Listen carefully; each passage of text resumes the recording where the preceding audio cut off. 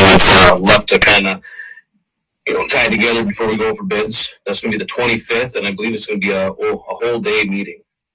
And they're going to be looking to hopefully come and address the council on the 27th. So. Thank you, Adam. Marty, I don't know if you were on yet. I mentioned it to Bill before you got on, but I told him make sure we get your guys' emails so that when we're Five Bugles is reaching out to us on different things, you guys will get the emails now. So both you and Cheyenne. All right. If there's nothing else, Council, we'll move on to our staff reports. Mandy, good evening. Report tonight.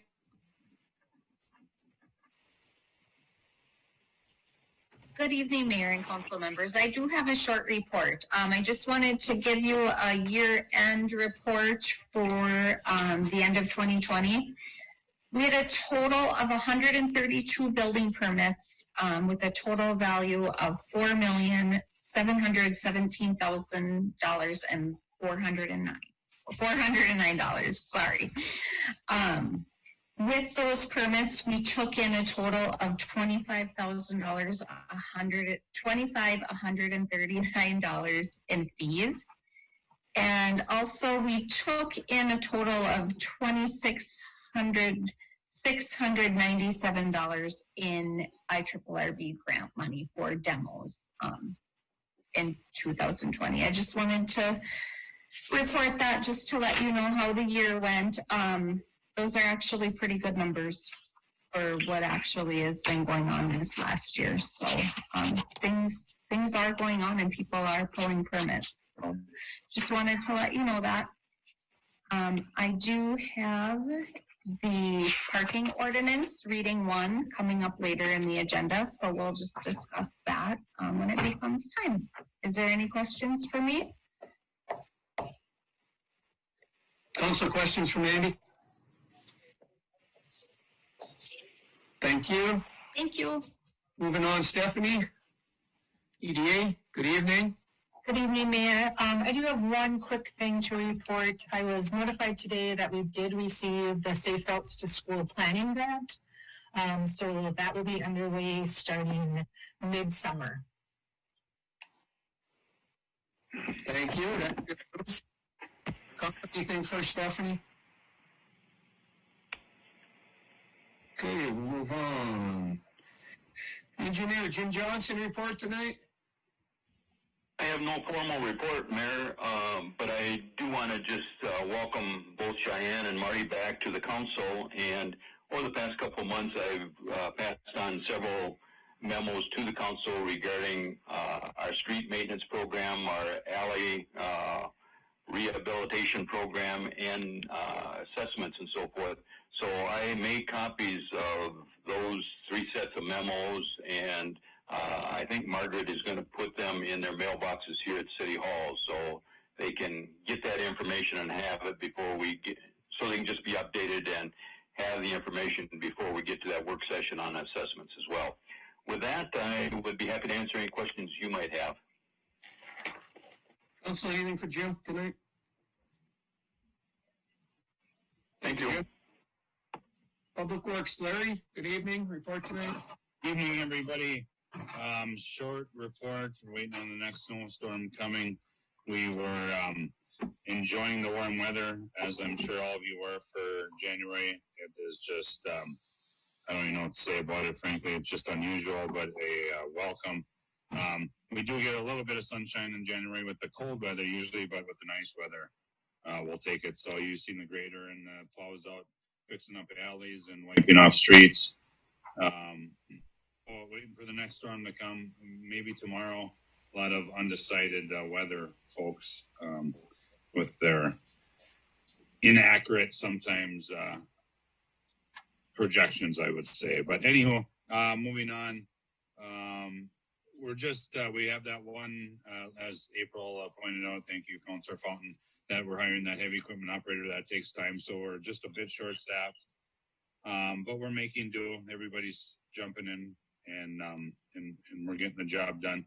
We're dealing with a little bit of the COVID stuff, like everybody else is, social distancing and stuff. So just certain things aren't getting done.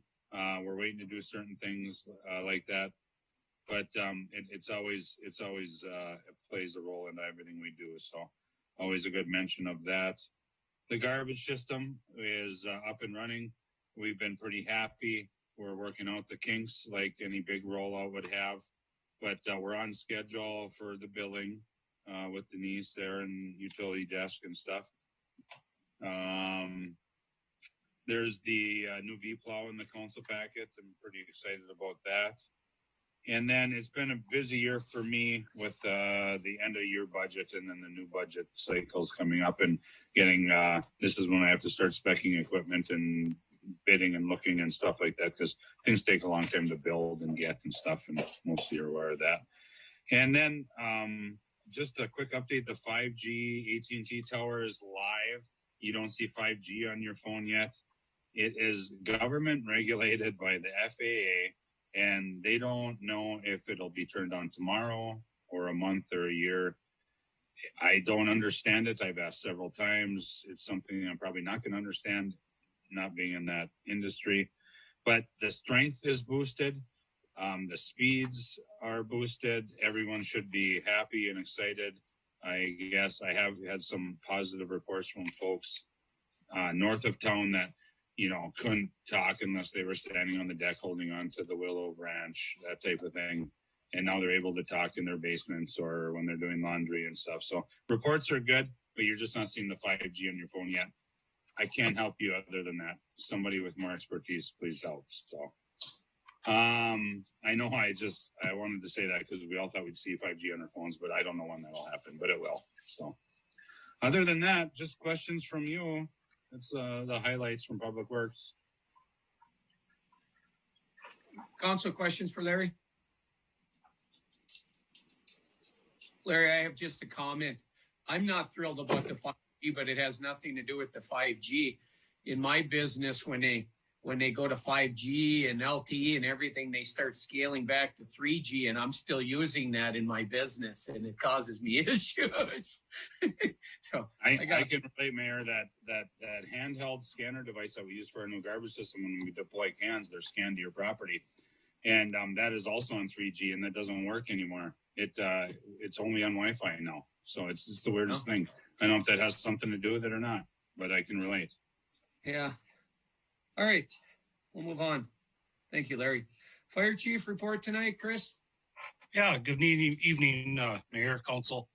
Only a couple of things for tonight.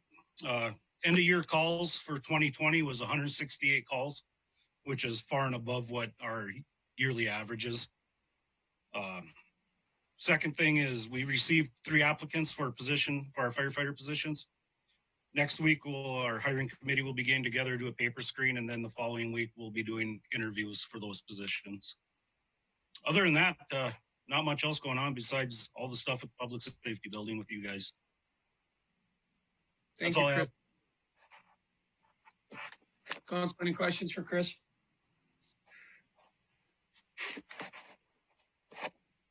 Thank you, Chris. Library, Katie, report tonight. Good evening. Evening. No formal report tonight, Mayor. Council, anything for Katie? Thank you. Police Chief report tonight. Just a short, I promise I'll actually have something for the council on the agenda next meeting. But us as well, we have one out with COVID right now. That's been actually pretty good that we've staggered it and hasn't affected the staffing of our department. And but on that line, the Hibbing Hospital, because we are part of their security and we work so closely with them, they will offer all of our officers the COVID vaccine free of charge. And they reached out to us to make sure that we would all be offered that. So ahead of the game, law enforcement wasn't supposed to be done yet, but they've already made sure that we'll be protected. So unless there's any questions, I have no other. Thank you, Vern. That's good news for you guys. Council, anything for Vern? Rec Director Tammy report tonight. Good evening, Mayor. No report today unless you have any questions of me. Council, anything for Tammy? Thank you. City Attorney report tonight, Brian. Good evening. Good evening, Mayor. I've got agenda items. Other than that, I'm happy to answer any questions the council may have. Council, anything for Brian?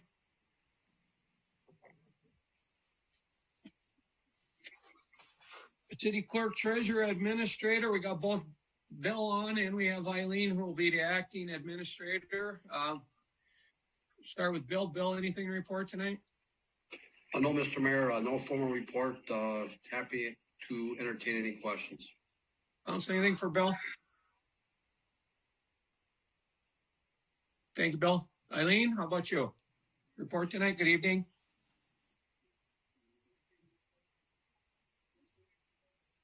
Must be muted.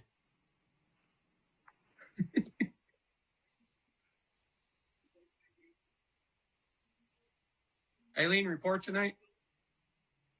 Sorry about that. I had to unmute myself. Hi, Okay. everyone. Good evening. I have nothing to report. Thank you. Council, anything for Eileen?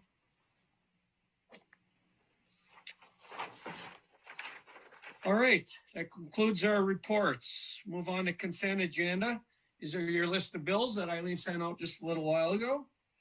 Communications, which are the fire department minutes, planning and zoning commission minutes, police commission minutes, minutes of the previous city council meeting, the December 30th, 2020 regular meeting, payroll and overtime. Could I get a motion to accept the consent agenda? I'll make the motion. Motion by Councilor Vaki, second for that. Support. Second. Councilor Miklaraha, I think, supported that. Any corrections or anything that needed to be in there? Everything looks good. Okay, Margaret, you take a vote to accept the consent agenda. Councillor Halverson. Aye. Councillor Miklaraha. Aye. Councillor Fountain. Aye. Councillor Lance. Aye. Councillor Vaki. Aye. Mayor Champa. Aye. Okay, that motion carries. All right, we'll move on to new business. Mandy, ordinance number 94.05, nuisance parking, first reading. Yes, Mayor and Council. The nuisance parking and storage ordinance went to the Planning Commission to be revised. The committee met, and then the Planning Commission met, and we've received our items, and I forwarded them on to Attorney Lindsay. And before you have the new and revised nuisance parking and storage ordinance. I do have a couple issues with it. It does state in the ordinance that it is 5 vehicles per lot. You could have many lots and still be on the same parcel in the city. So I just want everyone to understand that the way this ordinance reads, if you own 5 lots, you could typically have up to 25 cars on that lot, according to this ordinance. So I just wanted to point that out so everyone knew that. And then there was also something that City Engineer Jim Johnson noted, and it's actually the setback from the property line to which such vehicles and items can be stored. And the commission and committee did change that to 25 feet. Upon talking more with City Engineer Johnson, it may be wise to change that to allow a couple more feet back. I mean, at least 35 to 40 feet back. Usually the building line is 25 feet. It's really up to the council on how they feel on that. But as a planning and zoning person, I would say it would make more sense to have that setback a little bit further back than the building lines on the houses. I don't know if there's any discussion on the ordinance at all. This is the first reading tonight, so. Mandy, I have a question just for Brian, because back when I was a mayor in the past, we did this a little different. So, Brian, on the first reading is when we can make changes, and the next meeting it would be just up or down, right? We do 2 readings now, and it's like we got one opportunity to fix it right now if we want. Actually, no, Mayor. If the council wants to make any changes, we'd have to bring it back for a first reading. The language from the first reading to the second reading has to be identical. Okay. Thank you for clarifying that, because I was not aware of that. So I'm going to just make a few comments, and then I'll open it up for the rest of the council. I'm not real big on some of these ordinances to start with. It seems like at times we start making laws that can hurt people that follow the existing laws, and they don't do anything to curb the problems anyway. But my concerns in this one would be the one Mandy brought up about the 5 vehicles per lot, where I think we'd have to clarify that a little bit. I see her point on that 25-foot setback for storing vehicles or whatever, that one. And then I find it funny that this all started with some people that had some concerns about what somebody was doing, and this actually allows him to do an extra vehicle there. I think it made it worse, but this is my opinion. But I think if we were to do something with this, I think we definitely got to try to reword that 5 vehicle thing. I don't know how we reword it. I don't know what the answer is. I think 5 vehicles pretty much covers what everybody does. A couple of trailers, a couple of vehicles. So I don't think that number is really hindering anybody. But like you said, you don't necessarily want 15 if they have 3 lots, because that. Although, Mandy, you mentioned that there's some other things that come into play if they get too many, right? If it falls into a different type of ordinance. There is. I really do believe the zoning ordinance would kick in at that point. If somebody is storing 25 vehicles on a residential lot, I would say it's safe to assume that they are running a commercial business, and at that point, the zoning ordinance would cover that, and the city would be able to address the situation at that point. Perfect. Council, somebody want to chime in on, if I may, since I was also on the Go ahead. I was against the 5 vehicles per lot. I was right from the get-go. I thought we could use language like unsightly, unkempt, operable and licensed, things to, make sure that, it doesn't turn into a junkyard. Obviously, we fight blight a lot. Some of the senior members of the planning and zoning board said, we need a number that Mandy can actually go off of. There has to be something written in stone. But I was for, put verbiage in there where our officials can use, definitions to make sure that things are nice, neat, and orderly. Going back to B1, the 25 feet from the property line, that was originally 100 feet, and that encompassed skateboard ramps, playgrounds, playground equipment, a swing set. Some people in town don't have a 150-foot lot. Some people don't have a 125-foot lot. If somebody's putting something on their front yard, if somebody's putting a trailer that's coming and going, if somebody's parking, I think 25 feet off the property line is more than adequate. I think maybe Jim and Mandy will disagree, but you have a house in the middle of your lot. How who's to say that you can get 50 feet back from the property line? You might only be able to get 25 feet back, and you might have a garage in your backyard on a small Chisholm city lot that you can't put something there. So I thought that was very important. And then we also did change some verbiage, so you can have a swing set in your front yard, a playground for your grandkids if you don't have the space. But like I said, I think we start writing so many different amendments to ordinances to appease certain individuals. These become watered down. These become very hard to enforce. And pretty soon we're changing, ordinances to benefit a few instead of thinking about the city as a whole. Thank you. Anybody else? Right, and I do agree with Adam on that, and I did express that to the planning commission, is to think of the community as a whole when we're redoing this ordinance, and not just come up with an ordinance on a case by case situation. We really need to think of the community as a whole. So myself and the police department have something on paper to enforce that is going to be the same for the whole community, not just one or two lots.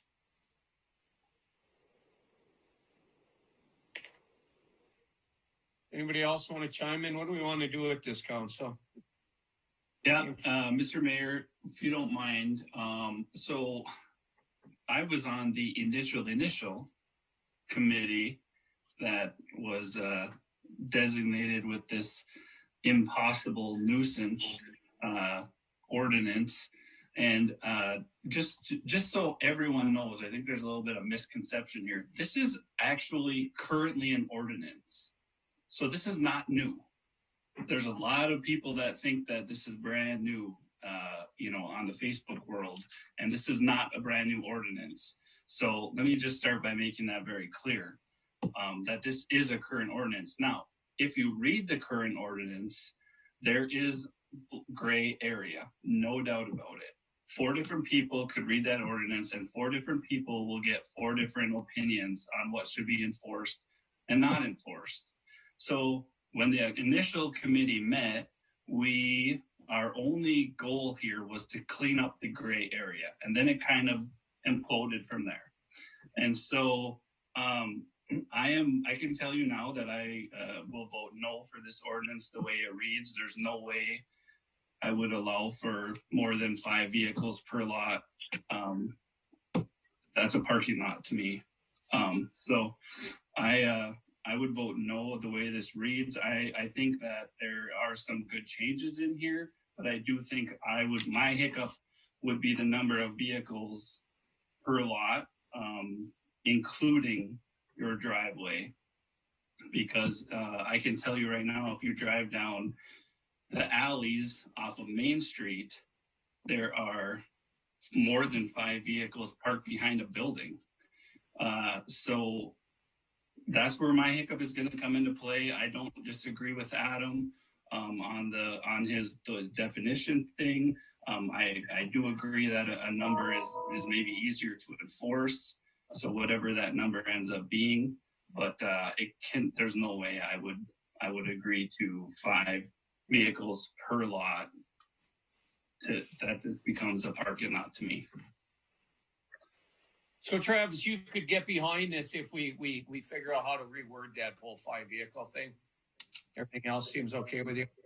Yeah, I mean, most of it's the same as what currently reads in the ordinance. I mean, there are some changes that do benefit the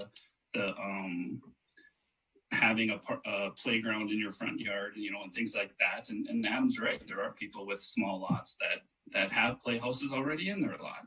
So that part doesn't bother me. What would bother me is the amount of vehicles, because if you live in the city and you choose to live in the city, you're not living in the city, so you can have a parking lot in your yard. That's just, there's no way I will get around that. I mean, before I have the rest of the council chime in, Brian, any thoughts on that? I think you've heard from 3 of us, 3 or 4 of us, and we're all concerned about leaving that 5 number wide open. Any thoughts on how we might limit that within this ordinance? Yeah, the specific issue I'm hearing, Mayor, maybe just a typo or an oversight in the language that I would take responsibility for. There is, as you look down further, there's a short definition section contained under paragraph E, and my understanding and the intent was that those the number limitations on vehicles were to apply to properties, which is they're defined as all parcels that are contiguous and under common ownership. So if I own 3 parcels in a row, that's considered one property for purposes of setting numbers of storage. So the simple fix would be to go back where that number 5 or that 5 number is under the under the restriction for those properties not containing residential dwellings and just drop the lot language and hold it as a consistent property language as it's reflected throughout the balance of the ordinance. Okay, so it's essentially there already, it just doesn't look like it. Correct. And I would just like to remind everyone too that the vehicle, that's a trailer, that's a four-wheeler. You know, if you got a wife and a husband and a child, that's 3 snowmobiles and, you know, 1 trailer that goes on. So, and 2 cars. And so things add up. So unless you're going to break this down and really define what is allowed on a property, that's where, you know, if you have 5 lots, you got 200 or 125 feet of frontage road, you're going to tell someone they can have 5 vehicles on that property. Well, that's right. That's where the number really kind of sticks me. You know. Adam, you think the number's too small if we have a big property? Is that what you said there? I understand that. Right. You know, I don't think anyone needs to have 25 vehicles on a property on 5 lots in town. Absolutely. That's ridiculous. You know, and I will say when we had the meeting in the planning and zoning, and one of the things that came up was who should be able to chime in on the planning and zoning. And one that was involved with this conversation to start with had no input. This all came from the senior membership, you know. But yeah, absolutely. I think if you do have, you know, if you have 125 feet of frontage property, you know, you might have a few 4-wheelers. You might have a couple of snowmobiles. You might have, you know, and then you can't put a garage up to house those things because you have to build a house for it. You know, inside with our ordinances or our building, planning, and zoning rules and ordinances. So let me ask you. Oh, sorry. You still lost me a little bit. So are you saying that if you had 5 lots, that 5 might not be enough? That's right. So you're limiting it to 5 if they have a huge yard, maybe a problem too. Correct. Okay, that's a different way of looking at it. Council, anybody else? April, Marty, Cheyenne? Yes, Mr. Mayor, I got a couple things here. I was taking a look at just highlighting different areas here. There's some inconsistencies with the number 2, the or the dwelling, it does not chime with the number 1 with the non-dwelling. Includes all materials used in connection with a business for longer than 48 hours unless stored or on an operable and licensed trailer. And then number 2 on page 15, you've got to have shielded from the public view or an opaque cover or fence. I that was inconsistent. I think it should be either a cover or fence or a trail licensed operable licensed trailer. So that was one inconsistency I had a concern about. Also, I'm going along with you guys on the 5. You know, I don't know how many lots I have, Mandy, but I'm pretty sure I could open up a car dealership in the front, my frontage here, and maybe in the back, and, you know, with all the property I have. But so, yeah, I agree with you guys. You have to limit the number of vehicles on that. But I can email the things that I felt that weren't consistent with, like the 1-2 AB in the back, and then the 1-2 AB in front, just because it take a little bit longer. Thank you. Councillor Fountain, if it just sets your mind at ease a little bit, nobody in a residential area would ever be able to open up a car dealership. So we would be visiting you. We would be visiting you, and that just couldn't be the case regardless of this ordinance and how it stands as is. So. Then Councillor Fulton, also those inconsistencies, that was on purpose. You know, I think we did treat it differently. If you have, you know, 3 city lots and a house and a garage, and it's a little more clustered. But if you have 3 city lots that's completely empty, that's not attached to your property, you know, we thought that was a little different than, you know, something that had a residential dwelling on it. Councillor Lance, so even though you have your You have a lot that's in a residential area. Why would it be different than having something that is in a residential area without a building on it? Shouldn't Well, it be if you had a 25 by 125 empty lot compared to a 25 by 125 lot with a 1,300 square foot house in the middle of it, it'd be a lot different having building materials or, the storage, you have to keep that away. And we thought that if you have an empty lot, you can use that a little differently than something that has a residential dwelling on it. That was our thinking.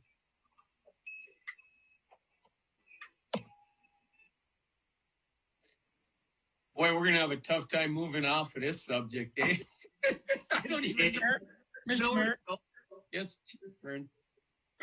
One question, Mandy, maybe Jim or Brian, when we talk about a lot, is that in the physical description or the taxable description? Because can a lot be 25? I know a lot can be 25 feet, but you could have 5 25-foot lots, or you can have 125 foot lot. So is there a difference on how this is written, that if it says 125 foot lot, you get 5 cars, but if you get 5 25-foot lots, you get 25 cars?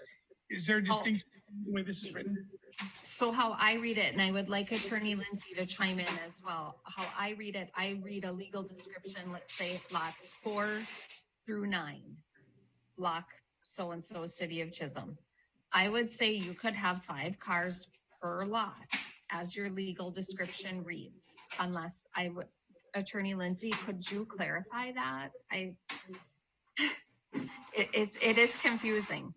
And this was one of the main issues that we've struggled with all along, because there's 3 concepts at play here.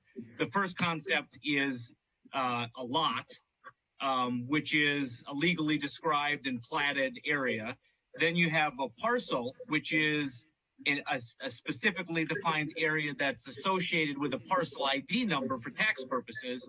And then you have the concept of a property, which is defined separately within the ordinance here. And so really, there is a technical legal difference between each of the 3 terms. Right. And what I would like to see as each limit per property. That's what I would like to see, because you are getting into so many vehicles if you are counting per lot. Well, I think Brian just made it as clear as mud to all of us.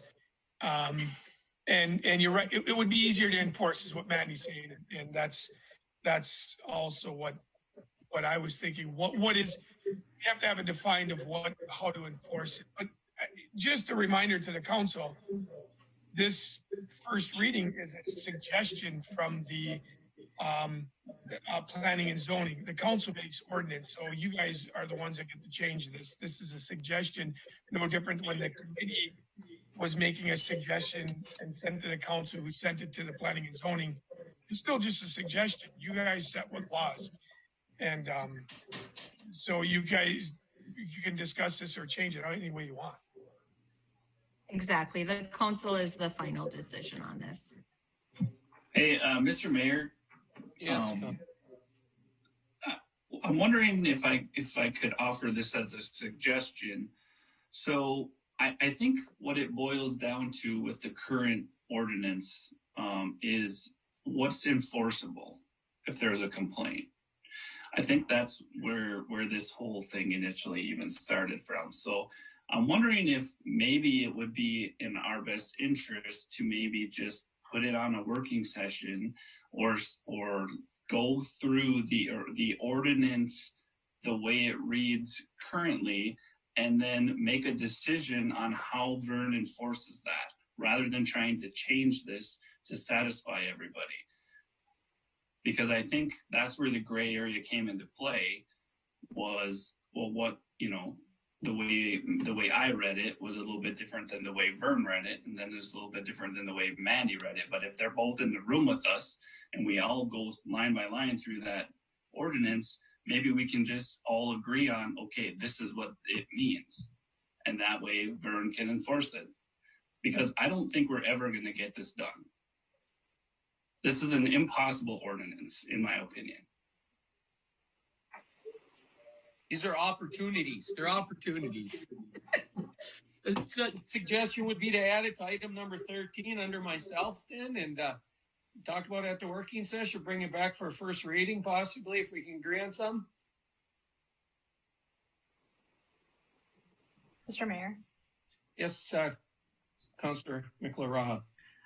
I would agree with Councillor Vaki. I think that taking a look at the current ordinance that is in place, deciding how we could enforce that and changing things as needed to that, and we might get better results than trying to continuously come up with the perfect ordinance here, because I agree. I don't think it's going to happen. You guys want to make a motion and a support to move it to number 13 under me, and we'll take it up at that same working session? How about that? Somebody do that? Travis? Mr. Mayor, I'll make that.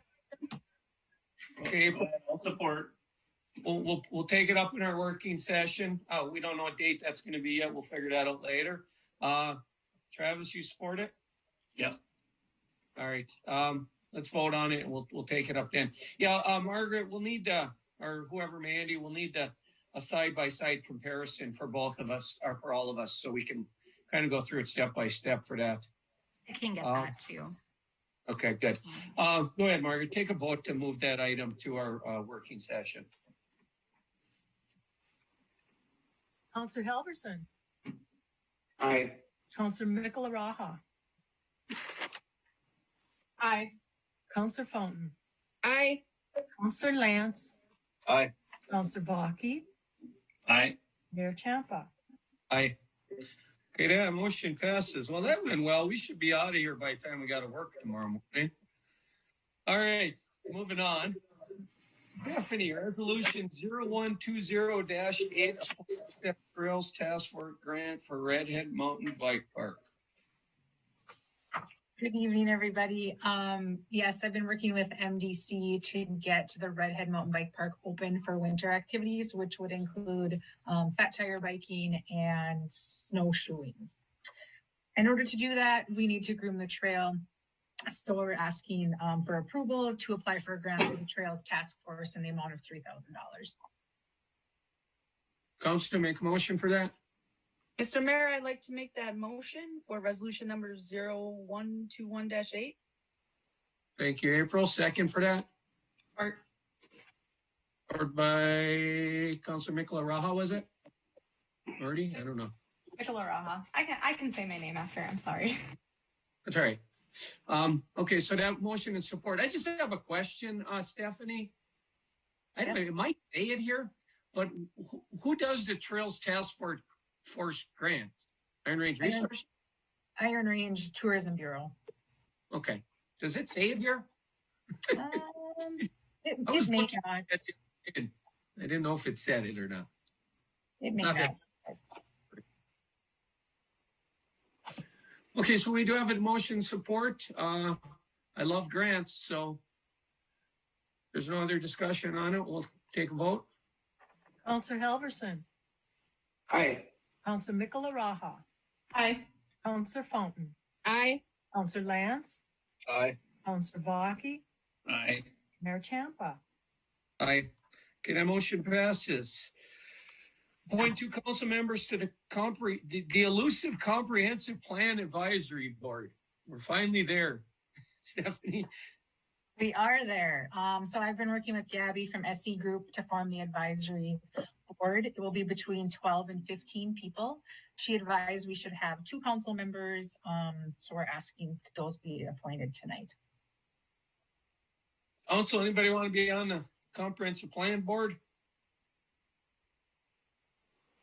Stephanie, I have a question for you. Will these be via Zoom? They will be, yes. The commitment is 1 meeting every 4 to 6 weeks, beginning mid-February. Follow up. Oh, go ahead, April. Oh, I'm sorry. I would participate. Travis, did you have something to add? Yeah. Do you know what time? Are you talking evenings or during the day? We haven't set the times. I think once we gather the committee, we can go by recommendations from them. Okay, thank you. Anybody else want to be on there? I can do that. Okay, somebody want to make a motion to put Councillor Fountain and Councillor Mickleraha on the Comprehensive Plan Advisory Committee? I'll make that motion. Okay, motion by Support. Councillor, seconded for that. Support. Councillor Vaki, further discussion? Margaret? Counselor Helverson, Aye. Counselor Mickleraha, Aye. Counselor Fountain, Aye. Counselor Lance, Aye. Counselor Baki, Aye. Mayor Champa. Aye. The motion carries. Thank you, Stephanie. Larry, purchase used Hankey V-plow for a 928 loader. Evening, everybody. I'm excited about this purchase. We budgeted almost 25,000, I believe, for this. And of all places and locally, you can find these plows. They're hard to get. 6 months waiting list. We found one in Hibbing, unused. Contractor bought it. Didn't suit his needs, and at a nice price as well, as you can see. So I ask for your support to purchase the budgeted V-plow, Kinky V-plow from Bogalis Construction in Hibbing for $13,000. Back in the general fund then, or? Yeah, right. Yeah. Sorry, Mayor. No. Also, Larry's been wanting this V-plow for a long time, so I'd entertain a motion to move forward with that used V-plow, like new used V-plow. I'll make a motion to purchase that used V-plow from Bogalis Construction for $13,000. Okay, second for that? I'll second. Is that Councillor Halverson, right? Yes. Okay. Okay, we have a motion and support. Brian, just a question. I don't know if it's a big question or a little question. The actual, it's Bogalis that actually owns it, but he uses a company that manages his equipment. I don't even know where it is here. Yeah, you're right, Mayor. I forgot about that. Is FT Corporation. We actually be a motion to purchase it from FTU Leasing Corporation. Would that be more appropriate? I think it would, Mayor. Page 25. So amend the motion. Who made it? Councillor Lance? I'll amend that motion. Councillor Halverson, you amend your second? Second. Okay. If there's no other discussion, Margaret, would you take a vote? Counselor Helverson, Aye. Counselor Mickleraha, Aye. Counselor Fountain, Aye. Counselor Lance, Aye. Counselor Baki, Aye. Mayor Champa. Aye. Okay, that motion passes. Thank you, Larry. Thank you, everybody. Tammy, Longyear, our Longyear Lake Pier replacement. Good evening.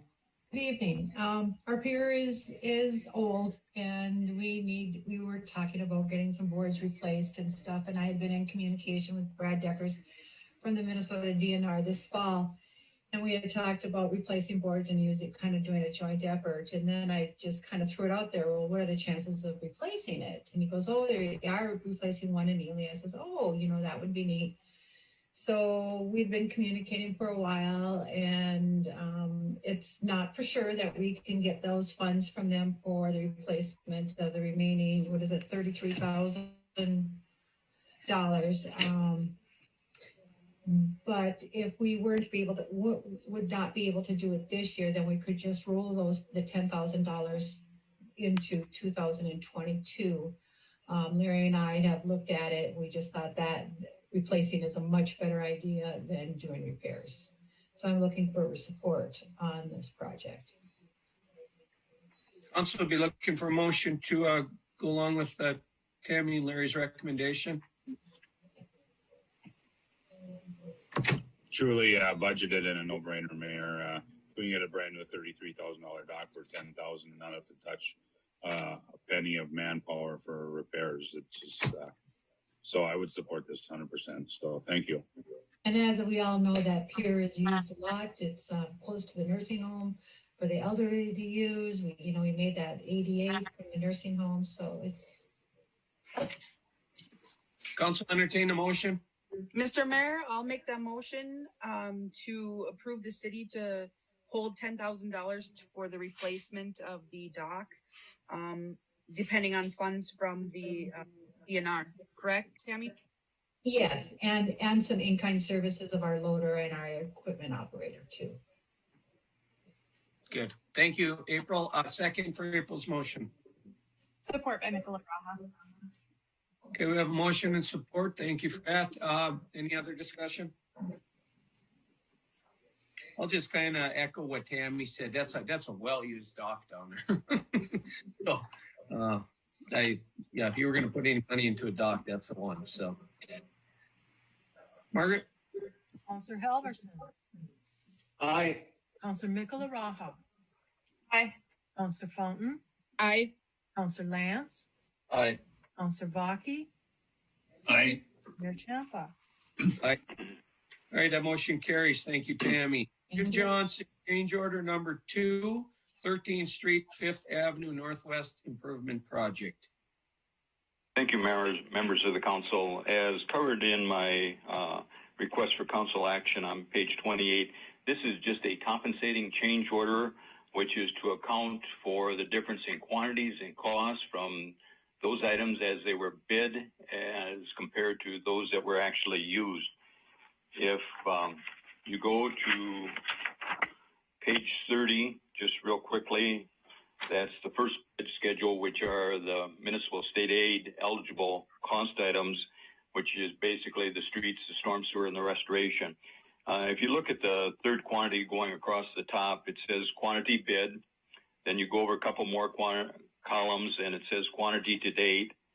The second to the last column will tell you the quantity changed, whether it's an increase or a decrease in that quantity from that bid that was actually used. And then in the last column, it shows the cost difference, either an increase, the same, or a decrease in that cost. And just by a quick explanation, that first bid schedule you see on page 30 were the state aid eligible items that I talked about in terms of street, storm, sewer, and restoration. The second bid schedule at the top of page 31 are the non-eligible items on 13th Street, which is the storm sewer and the water main.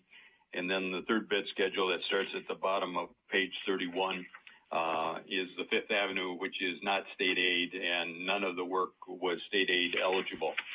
But the bottom line is that the cost difference between what was bid and what was actually constructed is actually a savings of just under $49,600, and I would recommend approval of that change order in the actual amount of $49,592.95 in terms of a savings. And I'd be happy to answer any questions you might have. Council, I entertain a motion. We finally have good news. Oh, on a project. Great news, Mr. Mayor. I will gladly make that motion. Thank you, Travis. Is there a Second? Was that Cheyenne? Marty? April. Sorry.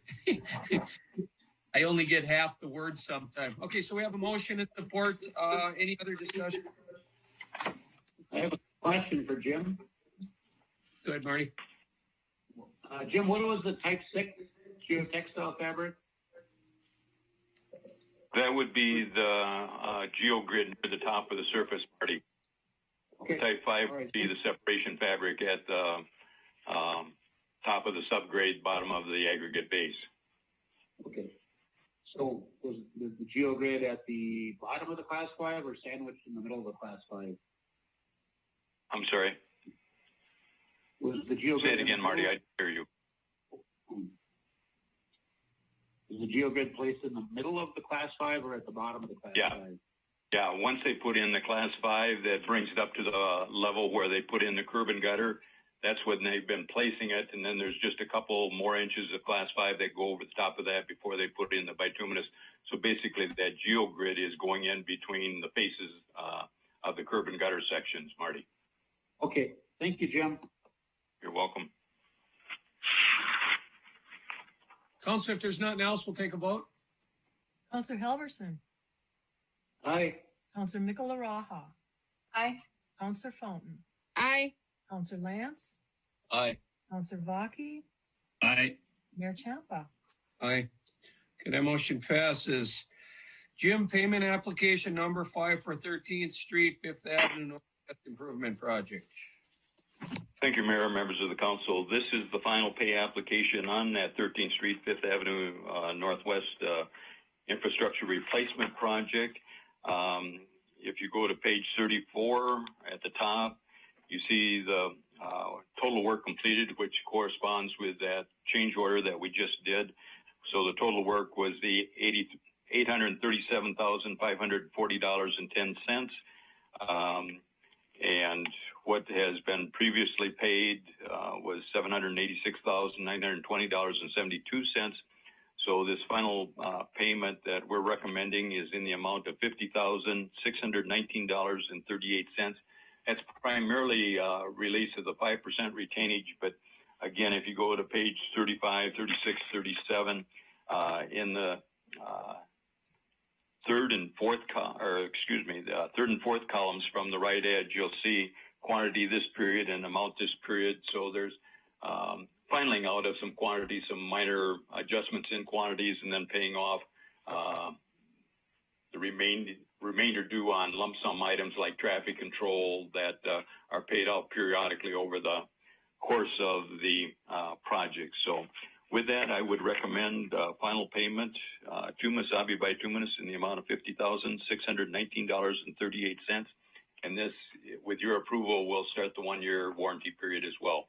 With that, I would be happy to answer any questions you might have. Council, if there's no questions, I'll entertain a motion. I'll make that motion. Go ahead, April. I'll second. For pay application number 5, 13th Street, 5th Avenue, Northwest Improvement Project for $50,619.38 with a 1-year warranty period starting after the pay application's been paid. Support. Okay. Thank you. Seconded by Councilor Vaki. Is there any other discussion? Margaret? Counselor Halverson. Aye. Counselor Mikola Raha. Aye. Counselor Fountain. Aye. Counselor Lance. Aye. Counselor Vaki. Aye. Mayor Champa. Aye. Okay, that motion carries. Thank you, Jim. Moving on, Brian. Item number 1, Ironbound Studios Settlement Agreement and Mutual Release of All Claims.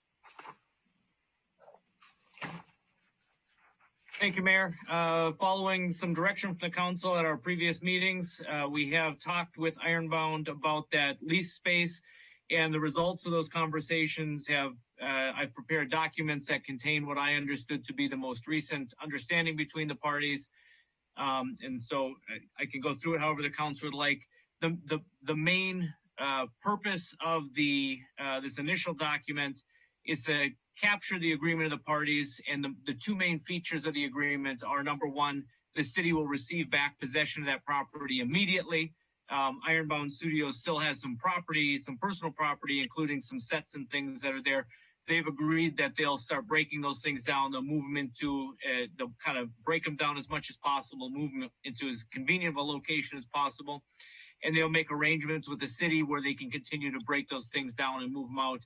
More importantly, it sets a 60-day time period that commenced as of January 11th, where they'll have 60 days to remove all of their property. If they don't get property out within that 60 days, it's deemed to be abandoned, and the city can dispose of it as we deem fit. The second feature is it kind of puts together all of the remaining outstanding financial affairs between the city and Ironbound as it relates to that lease space. Puts it in one place and reduces it to the second document that we'll see here, but sets terms for the repayment of those funds over a 5-year period at an interest rate of 2.25%. And so I'll answer any questions the council has as it relates to the agreement generally. Brian, so walk us through this. What do we need to do first? What's the motion you need to? So essentially, Mayor, the total resolution between the city and Ironbound comes in 3 pieces. This is the first piece, which establishes the terms and the recovery of possession for the city. The second piece is that second document, the promissory note. That's their promise to repay. It's just as you would enter into with any bank who's providing a loan for you. It's showing that the city is financing this upon what terms and how we're going to get repaid. And then the third document is that mutual non-disparagement agreement.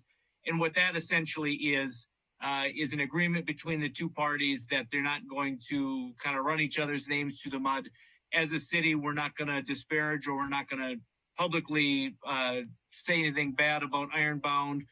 We'll make truthful statements. We'll keep it factual. We'll keep it professional.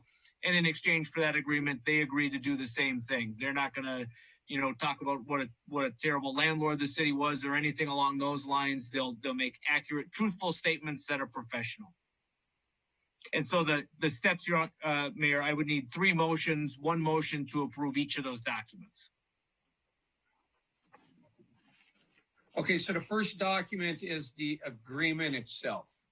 Correct. Yep, the stipulation and release. Council, I'd entertain a motion. Mr. Mayor, I'll make that for the settlement agreement and mutual release of all claims. Okay, thank you, April. Second for that? Second. Councilor Alverson, I believe. Okay. Discussion? Margaret? Counselor Halverson. Aye. Counselor Mikala Raha. Aye. Counselor Fountain. Aye. Counselor Lance. Aye. Counselor Baki. Aye. Mayor Champa. Aye. Okay, so the next item is the promissory note. So we need a motion to approve the promissory note. Would that be correct, Brian? That is correct, Mayor. Okay, so I'd entertain a motion, Council. I'll make that motion to approve the promissory note with Ironbound. Okay, is there a second for that? Or Supported by Councilor Lance. Discussion? Margaret? Counselor Halverson. Aye. Counselor Mikala Raha. Aye. Counselor Fountain. Aye. Counselor Lance. aye. Counselor Baki. Aye. Mayor Champa. Aye. And the last item was the mutual non-disparagement agreement. Is that what's I can't read my own writing. Correct, Mayor. That last document is just authorizing the city to enter into a mutual non-disparagement agreement with Ironbound to kind of cap this whole agreement off. Okay, is there a motion for that, Council? I'll make a motion for the mutual non-disparage agreement. Hey, Councilor Fountain, second. Support by Mikala Raha. Supported by Councilor Mikala Raha. Brian, let me ask you a question. Okay, so now we're supposed to get a key back real soon. So before I approve this non-disparagement agreement, I want to say what I got to say. Are we, what if we don't get the key back? Do we just change the locks or what do we do? That may be correct, Mayor. Essentially, if the keys aren't delivered back immediately, that would be considered a breach of the settlement agreement, and we may be able to take additional steps. My understanding, though, is that Mr. Sepula by email has asked essentially where to deliver all the keys. All right, good. Margaret? Counselor Halverson. Aye. Counselor Mikala Raha. Aye. Counselor Fountain. Aye. Counselor Lance. Aye. Counselor Baki. Aye. Mayor Champa. Aye. The motion carries. Thank you, Brian. Moving on. Bill? Good evening. Mr. Mayor, if I may, I think you skipped over one thing. We had an addition from Councilor Fountain. I didn't know where you wanted to take that up, but normally that would be before me or you, or were you planning on taking it up later? The item with deal with that she was discussing with you and Brian? Yes. I was just going to kind of, when we get down to 8 and 9 here, I was just kind of leave it up to council to try to figure out what our next step is going to be, whether we're going to, I'm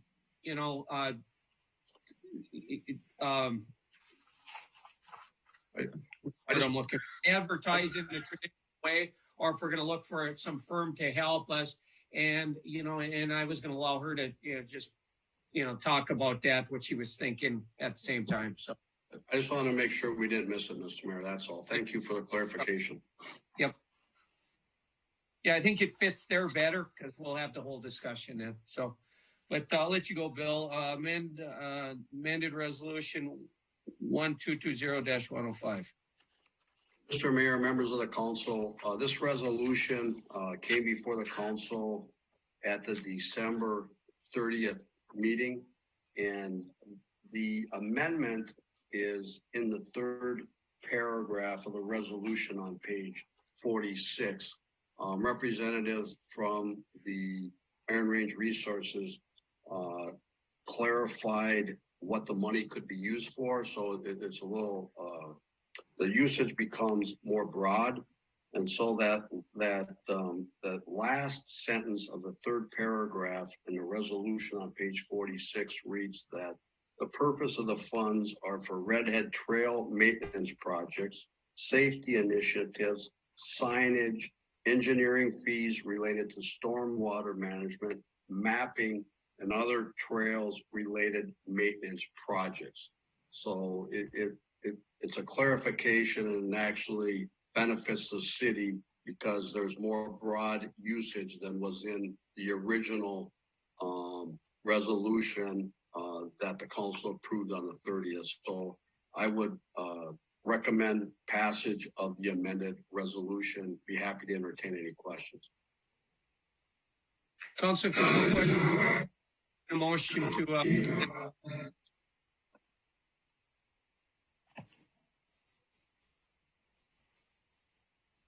I think you're looking for a motion. I'll make a motion. Support. Pushed by Councilor Vaki, seconded by Councilor Lance. Bill, I have just a question. How does this money get spent? Who's authorized to spend it? Does everything have to come to the council? What once we have it in, do they keep the money or do they give it to us and we got to use it for what we agreed to? Mr. Mayor, the way it works is it's like a number of grants from the IRRB or IRRR that are reimbursable grants. And so this is something that will fall under Stephanie's jurisdiction. It's in their accounting or their flux system that they use for grants. So my understanding is if we spend the money, this money is set aside in a separate account. And as we spend the money, we provide the documentation on what the money is spent, and then we're reimbursed for those expenditures that are covered in this amended resolution. So my understanding is it's a reimbursable grant. Okay. Administrator Manning, if I get that, I think Mayor Campa, we had many meetings and we came up with responsibilities and ownership and who does that and who does this. And ultimately, it comes down to the city of Chisholm. And then I think that I'm ultimately responsible for these big events and hiring contractors. And then I think, as Bill said, the flux system, Mandy would be in charge with that, with the reimbursement part. But ultimately, I think we're responsible for hiring these contractors, getting the work done safely, hiring the contractors, those type of things. So ultimately, I think it comes down to me as well, I believe. I don't think IROC technically has anything to do with this besides like inspections on the trail, recommendations, asking for grant funds, things like that. But ultimately, I think it comes down to me, Mayor. So you're of the opinion if they find a big problem out there and they need some money to fix it, they got to come to you. We'll figure out how to get it paid for, and then we'll get reimbursement from Iron Range Resources. Correct. That's what I believe. Okay. All right. Yeah, I was just concerned of having that money out there and who's going to be in charge of it. That was all. So that makes sense. Council, anything else? And I left it out. I apologize. But Stephanie truly, I think, is the first point of contact with them folks over there. And it's just, I think then it falls back on me to hire a contractor or to get with them and that type of thing. I believe that's the way that it's going to work out. Okay. Marty, did you have something? No? Yeah, as I recall, back to 2 or 3 years ago when this was first being contemplated, part of the arrangement was that the IRRB would also provide funding for the first 3 years of maintenance on the trails, so that it wouldn't be a burden to the city if there were maintenance issues. So this is consistent with what I think the original concept was for the trail, that they were going to apply the grant money to build the trail initially, then also provide financing for the first 3 years of maintenance. And having ridden that trail about 40 or 50 times last summer, I know there's 3 or 4 spots that need to be spruced up a little bit. So I can point you where to go. All right. We do have motion support, I believe, already, right?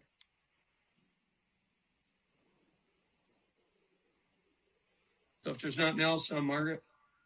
Counselor Halverson. Aye. Counselor Mikala-Raha. Aye. Counselor Fountain. Aye.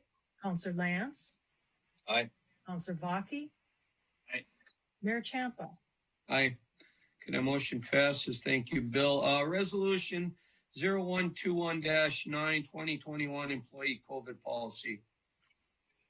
Mr. Mayor, just a comment. This, as we all know, the situation with COVID has been extremely challenging, at times difficult to understand different policies and guidelines. For example, our CARES Act funding, we had to spend by November 15th. Talk to the people at the airport. They have 4 years to spend their money.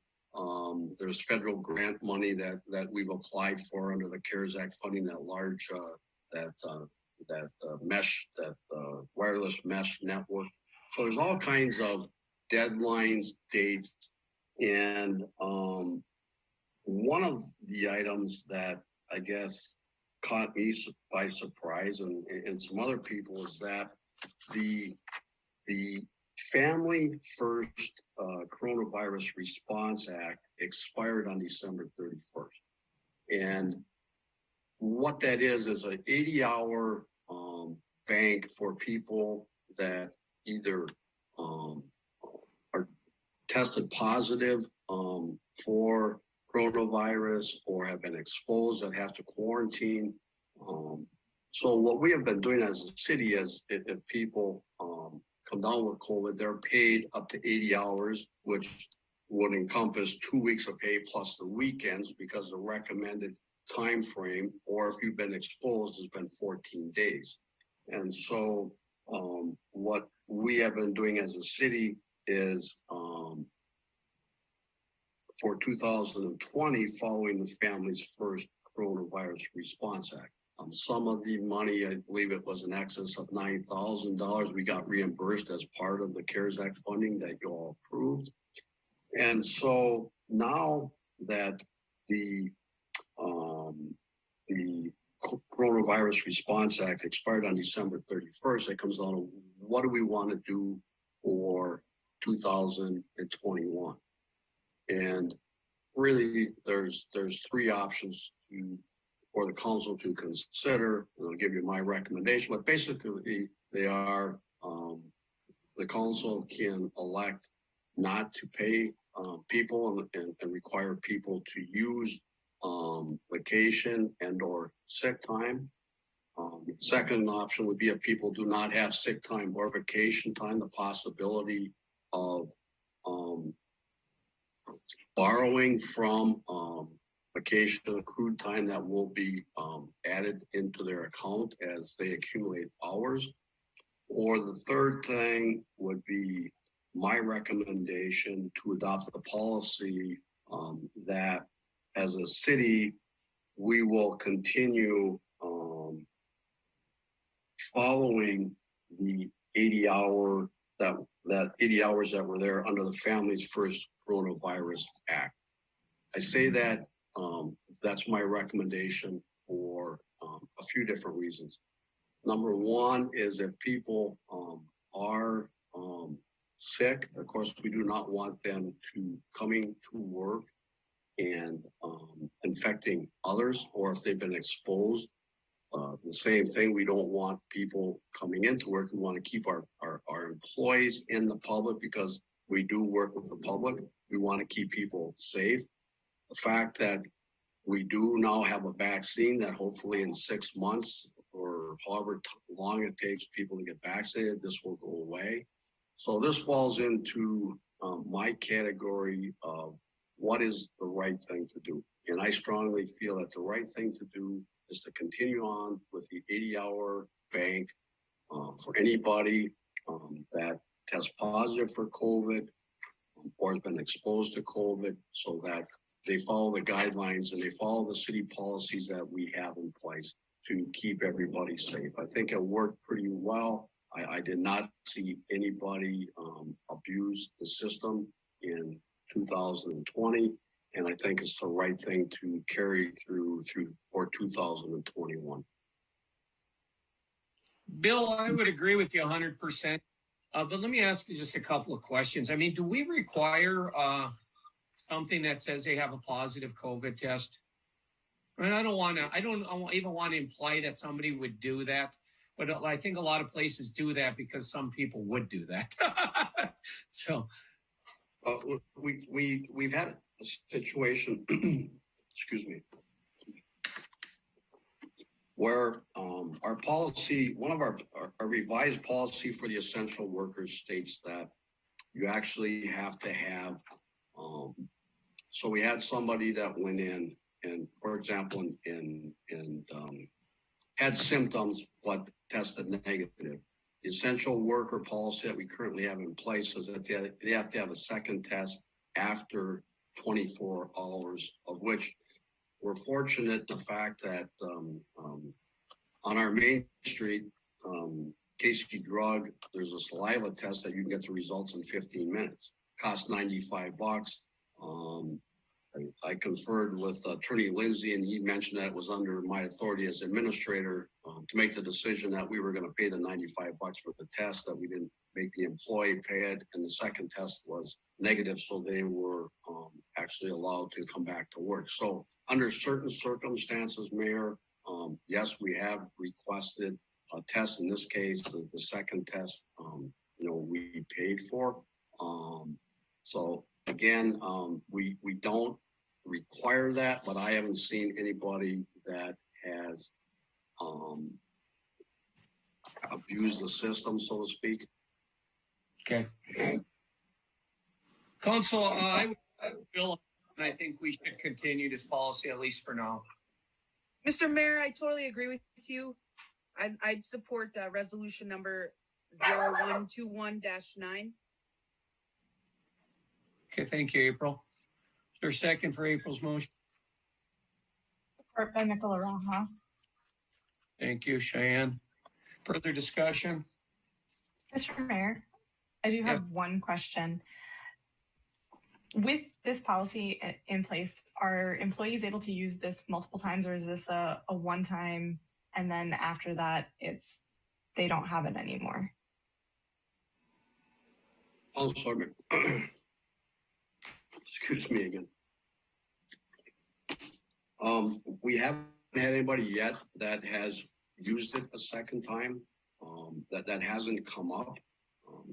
I guess a valid question, but we haven't had anybody use it twice. I think with yes, twice. If I may. Go ahead, Brian. Thanks, Mayor. Maybe to address that question, under the terms of the emergency leave that was provided under the CARES Act, it was a one-time 80-hour bank.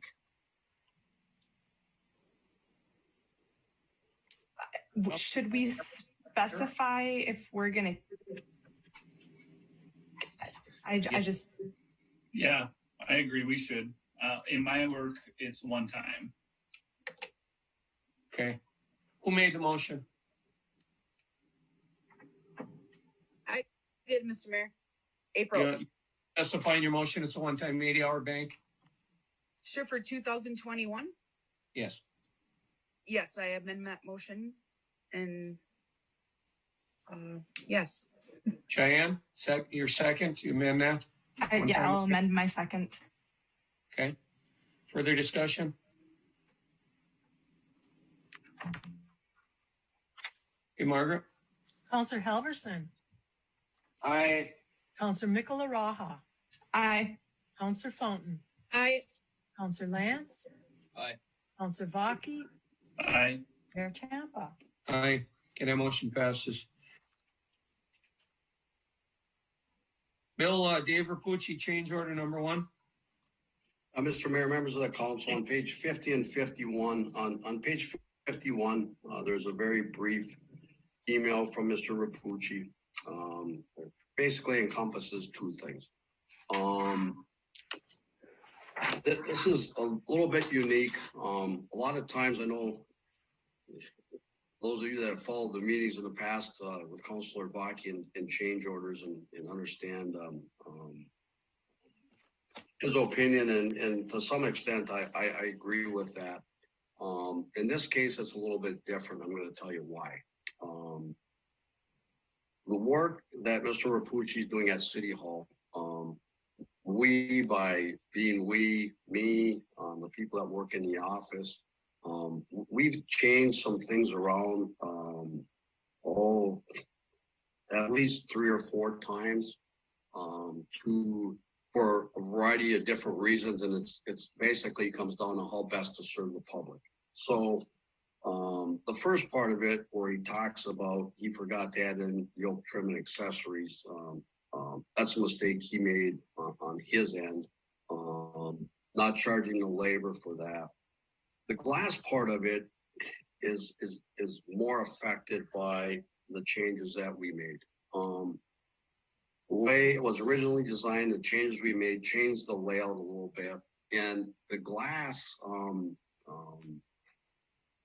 you cannot order the glass until you have the area framed in. And so the glass company came, because it has to be measured exact. So with us changing that a number of times, that changed the cost of the glass. In my memo to the council, we all at times make a mistake. The cost for the oak trim was $963. The glass is $502. The labor would be $2,800, of which Mr. Rapucci is not asking for any of the labor. I give him credit for the fact that he says the labor is part of my lesson of the School of Hard Knocks. So what he is looking for is the $1,465.20 just to cover the cost of materials. And I did put in my memo, if the increase is approved, the total construction cost that will be paid to Rapucci Construction is $31,088.25. This amount is still $5,511 below the City Hall bid provided by Max Grade Construction. Mr. Rapucci has gone above and beyond, as far as I'm concerned, accommodating us in the work that he's doing there at City Hall. So when we reopen, we will be customer friendly. So my recommendation is to approve the change order for $1,465.25. I'd be happy to entertain any questions. So, approve that change order. I think that's fair. I guess I have a reputation that with the change orders, Bill, this would not be one of those change orders where I would throw what I would consider out of the ordinary. So I will make the motion to approve this change order. Okay, is there a second for Travis? Second. Councilor Fountain. I have a question. How many other contractors I would do the change order and not charge, the labor?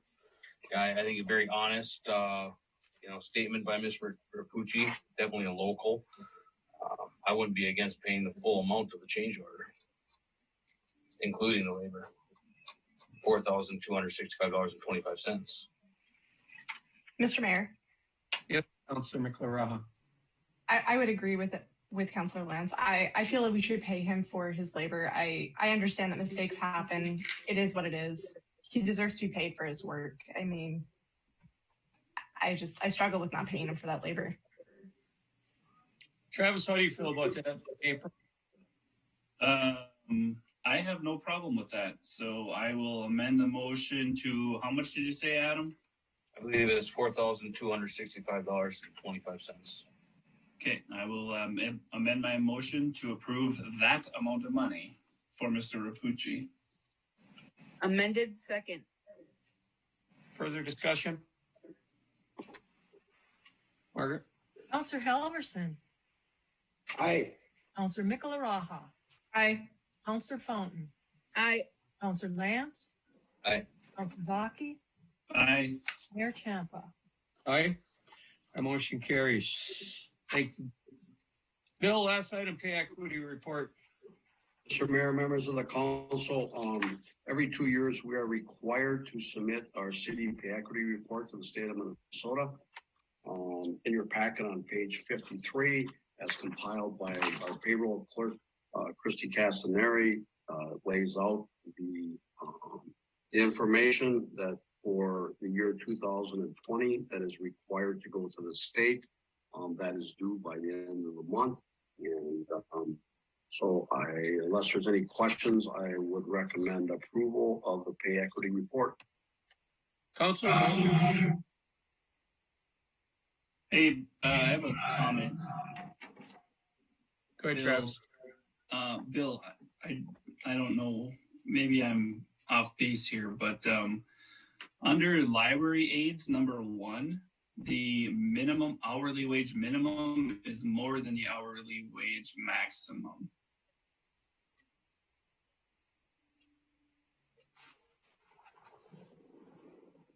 Just to have her maybe fix that. Or am I reading that wrong? No, you're not, and I appreciate you pointing that out. I don't have an answer for you. I'm gonna have to check with Christy if it's a typo. But I appreciate you pointing that out. I don't know the answer to that. There isn't much difference there, but there is a difference, and it doesn't make sense that the minimum would be more than the maximum. Right, number 6 is that way too. So we'll make the motion with clarification so we can get this in.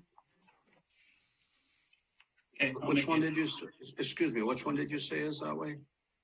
Number 1 that I can see, and number 6, pipe fitter 25, or wait, am I? No, that one's no. okay. No, that's my error. Just number 1. Okay. Thank you for pointing it out. We'll get that clarified. So entertain a motion then.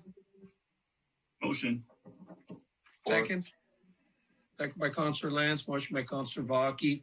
Further discussion? I think, Bill, do you think that could be because we did change the library aides pay scale on the last contract? Maybe that was a miss in there.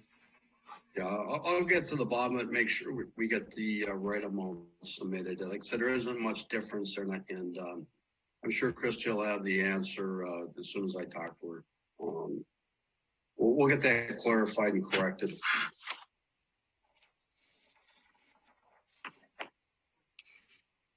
Thank you. Mark? Counselor Halverson. Aye. Counselor Michelaraha. Aye. Counselor Fountain. Aye. Counselor Lance. Aye. Counselor Baki. Aye. Mayor Champa. Aye. Motion carries. Thank you, Bill. Resolution 0121-10, extend local emergency. You may have read today that the governor, I think it was today, extended his local emergency for an additional 30 days.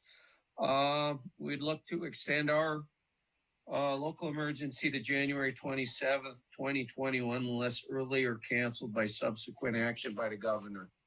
So that'd be the motion I'd be looking for. I'll make a motion to extend the local emergency. Okay, is there a second for that? Support by Michelaraha. Okay, we have motion and support. Further discussion? Margaret? Counselor Halverson. Aye. Counselor Michelaraha. Aye. Counselor Fountain. Aye. Counselor Lance. Aye. Counselor Baki. Aye. Mayor Champa. Aye. Okay, that motion carries. Resolution 0121-11. Accept donation from Carolyn Nelson for $300 to be earmarked for the fire department. I'd just like to thank Carolyn Nelson, and I'd entertain a motion to accept that donation and earmark it for the fire department. I'll make a motion to accept that donation from Carolyn Nelson for $300 and earmark it for the fire department. And thank you so much, Mrs. Nelson. Is there a second for that? Support by Nicola Raha, and also thank you. Thank you. Is there any issue with earmarking money? We do it all the time. We do it for the library and stuff, right? So it's all okay, Brian? No issue? No issue, Mayor. Okay. Margaret? Counselor Halverson. Aye. Counselor Nicola Raha. Aye. Counselor Fountain. Aye, thank you. Counselor Lance. Aye. Counselor Baki. Aye. Mayor Champa. Aye. Okay, that motion carries. All right, resolution 0121-12. Bear with me on this. This is going to be interesting. So let me look to my carryover council first before we get to Cheyenne and Marty. Trap, I mean, does everybody want to stay on most of what they're on, or what are we thinking? I've heard from Travis and Adam; they both like that EDA. I know April likes the library. Adam obviously likes the fire department. I'm on the HRA to PUC. You tend to schedule your life around these things, so sometimes it's a pain to change it. But how's the council feel about this? We want to stay tight. I would definitely be open for discussion with the new counselors. Don't want to be greedy, but I would, anyone knows that the projects take a long time. So being on the EDA, I think we have a lot of motion and, movement going forward. So I'd love to stay there, and on the planning and zoning board, I think it's going to be a busy year. But again, open to discussion. One thing that I would say that sat in last year after we acquired the campground, that if somebody else wants to jump on there, I do love that. I think we have a lot of great ideas for it, but I think everybody should get the opportunity to get their hands in there. I think we all have the same vision for the future, so I would step off of that one and make room for somebody else if they want it. So let me do this, okay? I'm going to go through these. I want to just put who's currently on these to see where the blanks are. I know Cheyenne already asked me about the police commission, which I know is open because Tracy was on there. And Travis and I were discussing the ambulance liaison person. But so right now we have Counselor Vaki and Counselor Lance on EDA. Margaret, you might have to help me with some of these if you can. What's a board of appeals? The appeals and equalization thing? That's correct. So that's the people. So we had to go to class for that. So I'm the only one that still can be on that unless others take that class, right? So we're going to have to get others on there. So, I mean, I wouldn't have any problem being on there. And then, like I said, if others want to get on there, we got to have at least two when we do that. Charitable gambling, what did we do with that? We really, we don't use it much, do we? Did we leave that blank, or do we know who was on there? That's blank. It's Okay. really not in existence at this time. Is that correct, Vern? That's correct, Margaret. It's kind of out there in limbo right now. Thank you. Okay, currently I'm on the HRA. Currently April's on the library board. Currently Adam's on the planning and zoning. Police commission was Tracy's. PUC, I'm currently on the PUC, Public Utilities Commission. Rec board, Jim Varda maybe? Yes. So that one's open. Volunteer fire department, Adam just got on that when Jim stepped down just before the end of this year. Finance committee, that's people that go over the bills before the meeting, is that? No, but I don't think that's being used either. Okay, so that's no. Where do we take that up? Did we do that already? We did that already. That was in the organizational meeting, right? Or no? Right. Yeah. Okay. Correct. We already put Marty and Cheyenne on there, I think. Okay, so we're using the finance committee. Like I said, ambulance was open, but Travis and I had discussed that one. Beyond the yellow ribbon, I'm on there. I never can make the meetings. If they're typically their Zoom at this point, they're a Zoom meeting like early in the morning. Chamber of Commerce, Travis, I believe, is on there. Community Ed, April, did you say you were on that? Yes, Mr. Mayor. But that one was April. Iron Range Youth in Action, for some reason, I think I'm on that one. Margaret, is that right? I believe so. Okay. That's another one. There's too many meetings for me. Museum of Mining, I think, Adam, you're on that? Yes, sir. Precious Pause, no idea. I believe Tracy was on that one. But that one is open. Safety Committee, I think that was April. Correct. April, what did you try to tell me earlier tonight when I was asking you what board you want to be on? You said something about, can everybody serve on some committee? I didn't know what that meant. Oh, like a safety committee, like the safety committee, the ambulance, the fire. What else do we have? Police. Anything that has to do with safety services in Chisholm. If everybody could be on it? If everybody could serve on at least one of those boards. Oh, I see what you're saying. Youth Center, I have no idea who's on that. Does anybody know? Jim Barta was on that. Okay, so that's open. And then I know April and Adam were on the campground for the council. Yes. So I don't know. I mean, does everyone want to stay tight? Marty, did you see anything there that was open that you would serve on? We don't need to change unless somebody has a. Well, I could take what Jim Barta had on the rec board, and I was on the Board of Appeals before. I took the class. It's probably expired, and it's not that big of a deal. But I'd go on the Board of Appeals, because that's a requirement for when we do the truth and taxation, I believe. Yes. No, it's the property. Yeah, that's it. Okay. Mr. Mayor, if I may, if I may, we have to look. Councilor Halverson, you may still be certified. I think you're still certified through this year. I'll double check that. Okay. And it's the Board of Equalization and Appeals that normally happens in May on people when they come in under property values, what you're talking about. But I think you're still good through this year, but I'll double check that. Okay.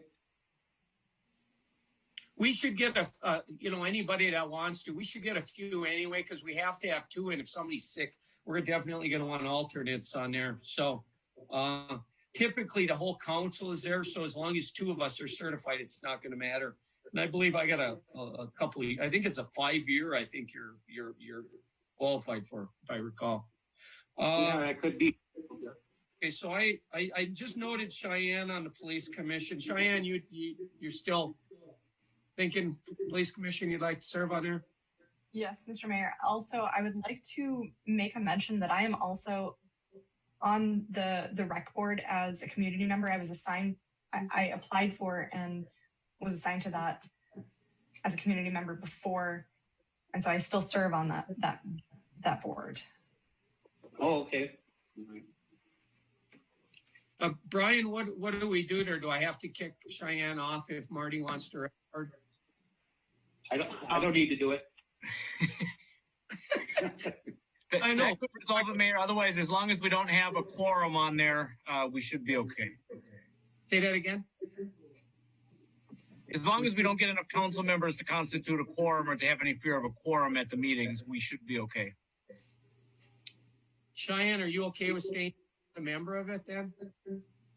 Absolutely. I've already be the council rep? Absolutely. Okay, so let me see what else I got here. Okay. Travis, I noted him under the ambulance. Me, Travis, April, me, Adam, April. Youth Center, that's open. Precious Paws. I would be willing to do Precious Paws and the youth center. I'm already also on the youth center board, so. Hey, you're ambitious.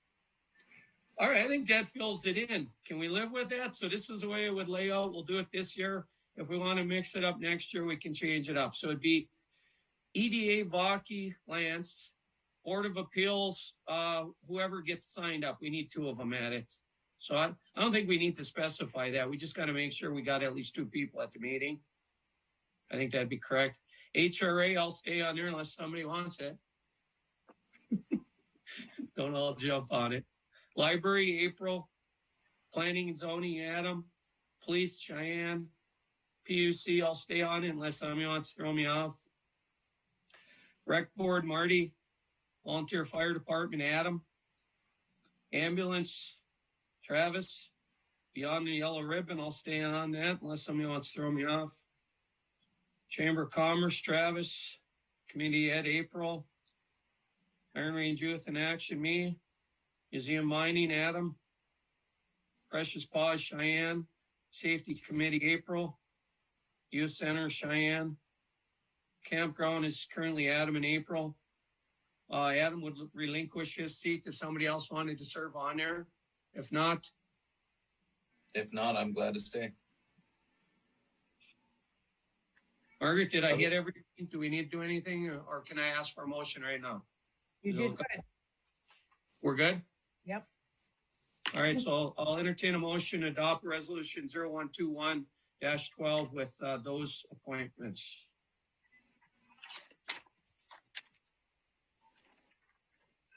I'll make the motion.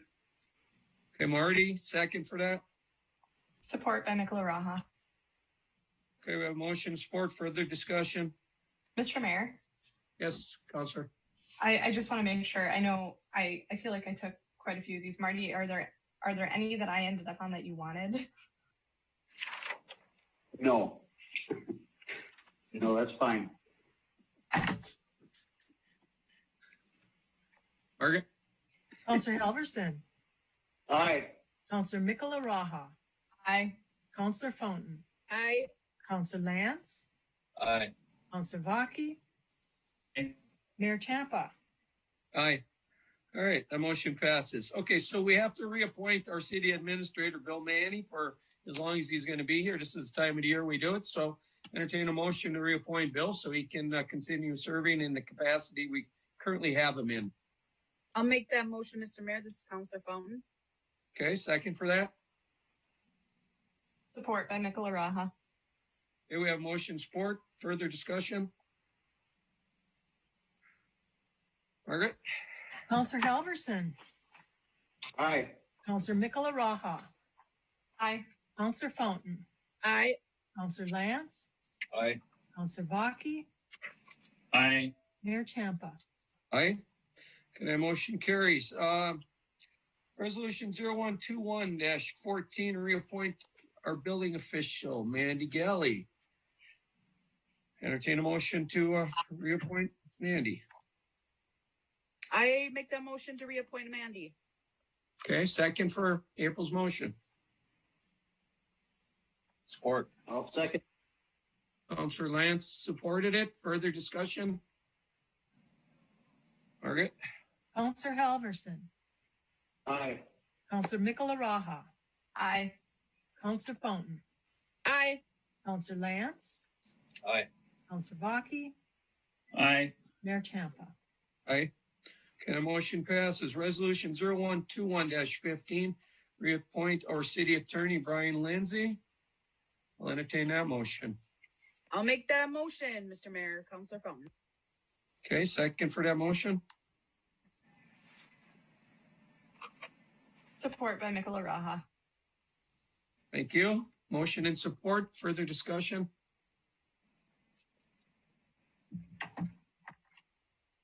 Margaret? Counselor Halverson. Aye. Counselor Mikala-Raha. Aye. Counselor Fountain. Aye. Counselor Lance. Aye. Counselor Vaki. Aye. Mayor Champa. Aye. That motion carries. Resolution 0121-16, reappoint Chris Masucci, Fire Chief. I'll make that motion. Motion by Counselor Lance, second for that. Second, Counselor Fountain.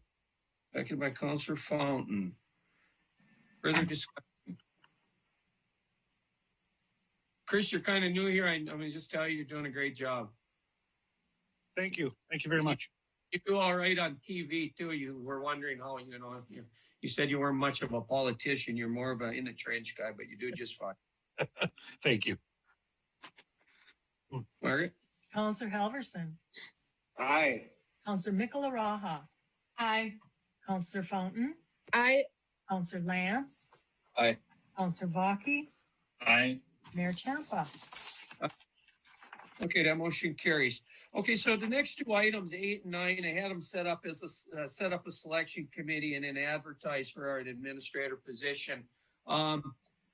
What I was talking about with April earlier is apparently she got some information from the League of Minnesota Cities. I didn't see it. Bill just brought it to my attention because he thought she might want to talk about it tonight.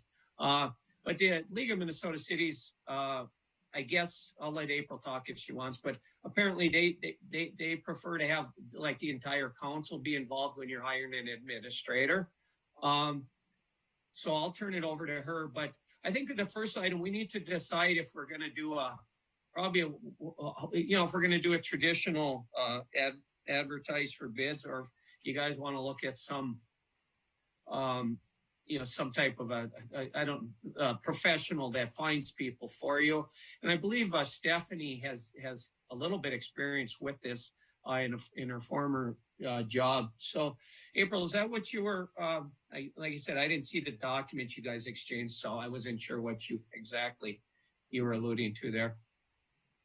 Thank you, Mr. Mayor. I spoke with the attorney Lindsay, and we were just kind of like going through some of the 7 pages that I wrote up, and we were gonna just kind of work together with you guys and see what you guys wanted to do.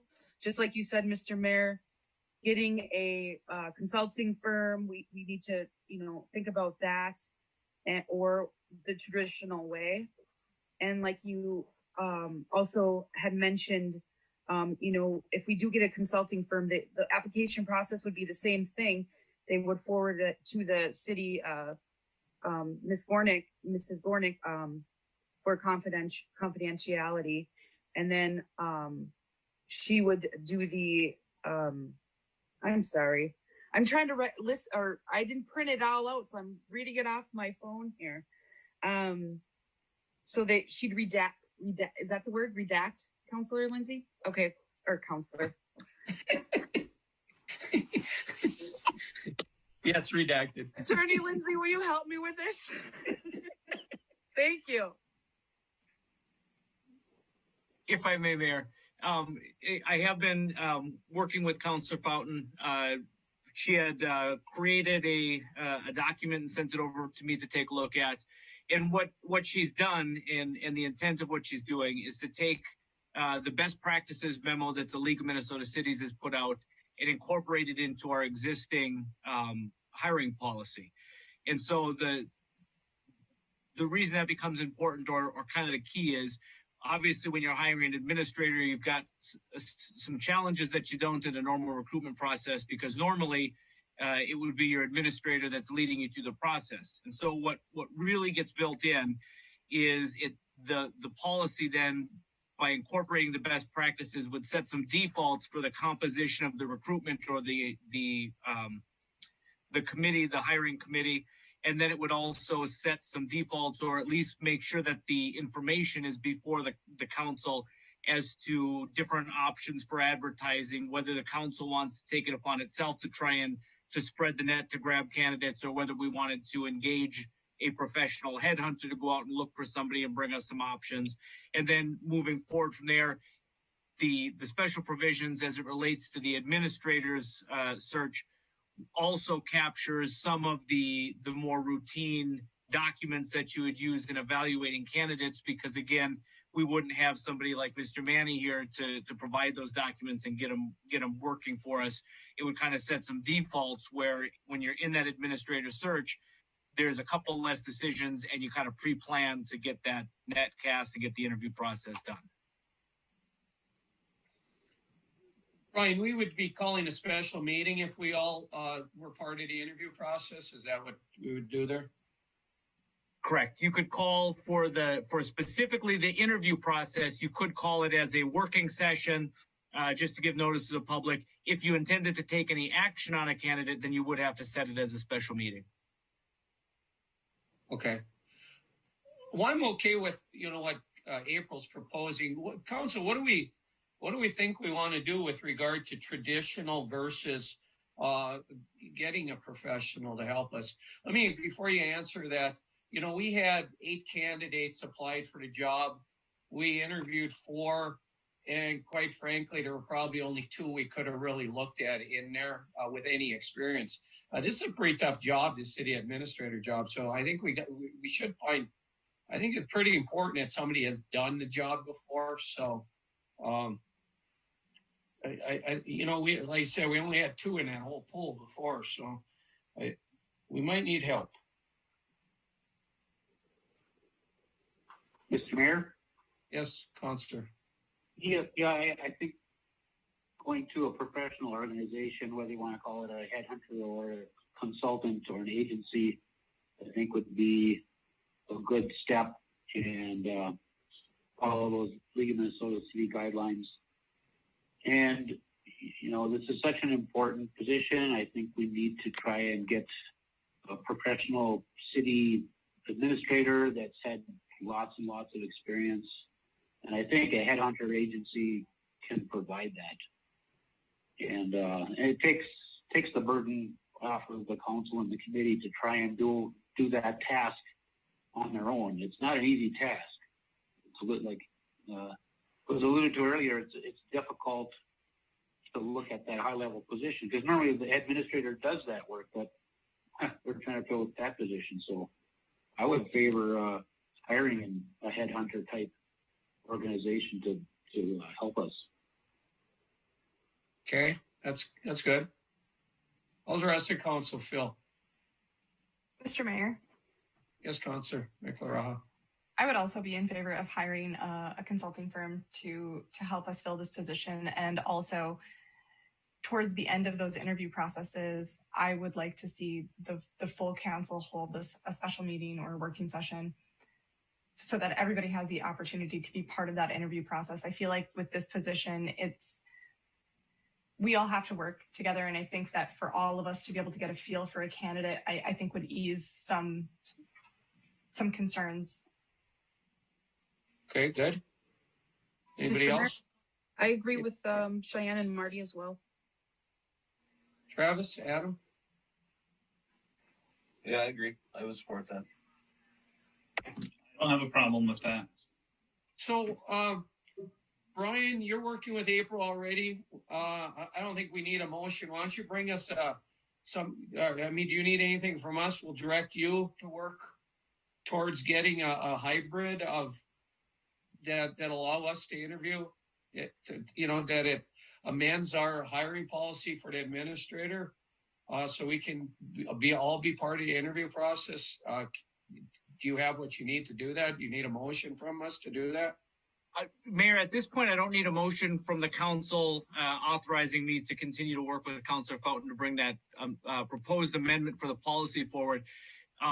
The council can, if you'd like, authorize a step forward in the process here tonight, even with the knowledge that we don't have the new policy in place yet, but with the knowledge that we've got to get this administrator search moving forward. And so if there's a definite direction, there's nothing in the current policy that prevents us from moving forward. And I think we've kind of gotten out some of the key criteria that the new policy will address. And so the council can at any point take action to move forward pursuant to what we understand the new policy or kind of incorporating those new best practices. specifically making the initial threshold decision whether we want to bring in a professional search individual or headhunter, and whether we want to include the entire council in that search process eventually. And so the two are related, but not necessarily dependent on each other to move forward. So, council, my thoughts on this are our hiring policy kind of says we should set up the selection committee ahead of time. My thought would be to direct the city attorney to work to bring us back an amended hiring policy for the administrator position that includes all of us. That way we got the selection committee kind of dotted already. So I'd like to do that, and then we can move on. If we can get a motion to direct the attorney to have that back to us as soon as he can. We got time. This is going to take by the time we work to the interview process, we're going to be well into a month down the road here. So we should be able to get that thing approved by then. So I'd like to just a motion to direct the attorney to work on that and get that back to us. I'll make that motion, Mr. Mayor. Okay, is there a second for that? I'll second. Okay, second by Councilor Halder. Any other discussion just on that item? Mr. Mayor, Yep. I'm sorry. I just want to clarify. So with that, would we move forward with looking for a consulting firm at the same time as we are putting together that hiring policy, that updated hiring policy? I'm going to take that. I'll take that up next. I don't think we've clarified it yet. All I want to do is make sure our policy allows us to all interview the person. And then as soon as we pass this one, then we got to figure out how we get it sounds like everybody wants to look at a professional firm. We got to figure out how we're going to do that. So that'd be the next thing we'll talk about. That's all right. They're kind of different items. We always do a selection committee, and then we do the advertisement. So that's what I'm doing. I'm setting up the selection committee, which is all of us. But we should amend a policy to do it, and then we'll talk about the advertising, which will be next. Does that help? Yes, thank you. Okay. Okay, so we have motion and support to direct the attorney to bring us back an amended hiring policy so that we can all be part of the interview process. There's no further discussion. Margaret? Councillor Halverson. Aye. Councillor Michalaraha. Aye. Councillor Fountain. Aye. Councillor Lance. Aye. Councillor Bakke. Aye. Mayor Champa. Aye. Okay, that motion passes. Stephanie, you still on with us? I am.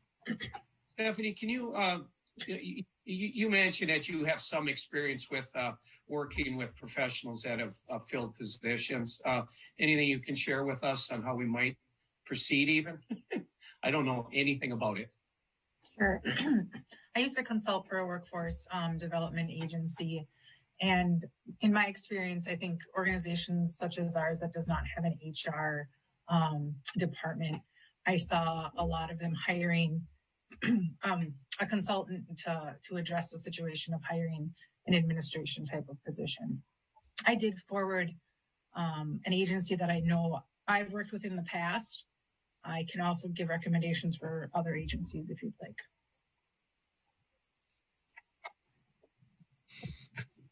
I have that email somewhere here too.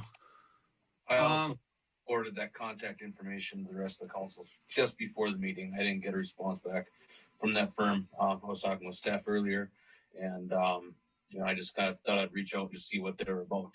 Just like I said, we didn't know which way we were going, but a firm like that can go out nationally and advertise. They're not cheap. I'm not gonna say they're expensive. I'm sure they're worth every penny you pay them. But you're looking at could be 10% of the first year's salary plus expenses. But they do a lot of work. How do we how do we figure out what our cost is? Who do we direct to try to set this up? You know, Mr. Mayor, Stephanie, would you be on a team with maybe Bill and Eileen and the mayor or something to try and figure out consults or consulting firms? Sorry about the dog. That's okay. Sure, I would be open to that if that's what the council wants. the only thing I'm trying to do, I'm trying to figure out how we can somehow move forward on something tonight, because we only meet every 2 weeks. And Mr. Mayor, yes, with Stephanie working with that team, could we ask them to bring essentially bids back from consulting firms and make a decision at the next meeting as to which one we're going to go with? Stephanie, do you think you could get us a couple of proposals? Like I said, we have one of them here.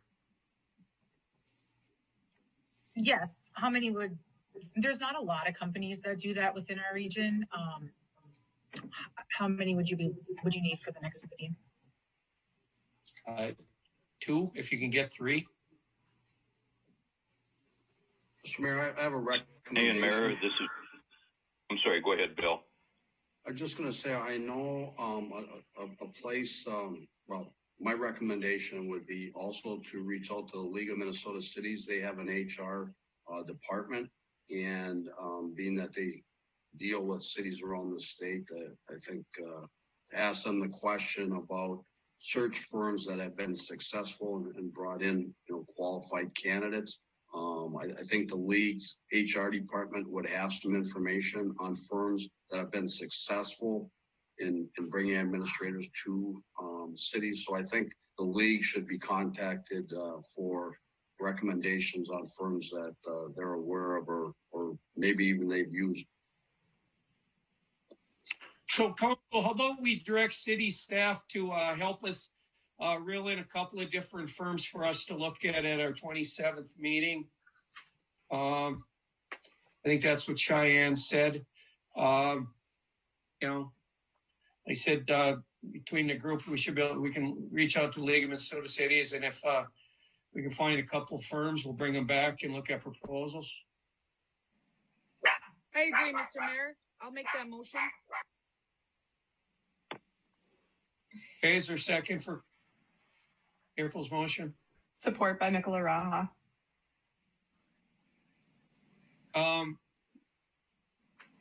So Stephanie, can you help us with a bunch of this? And if, whoever else you need help from.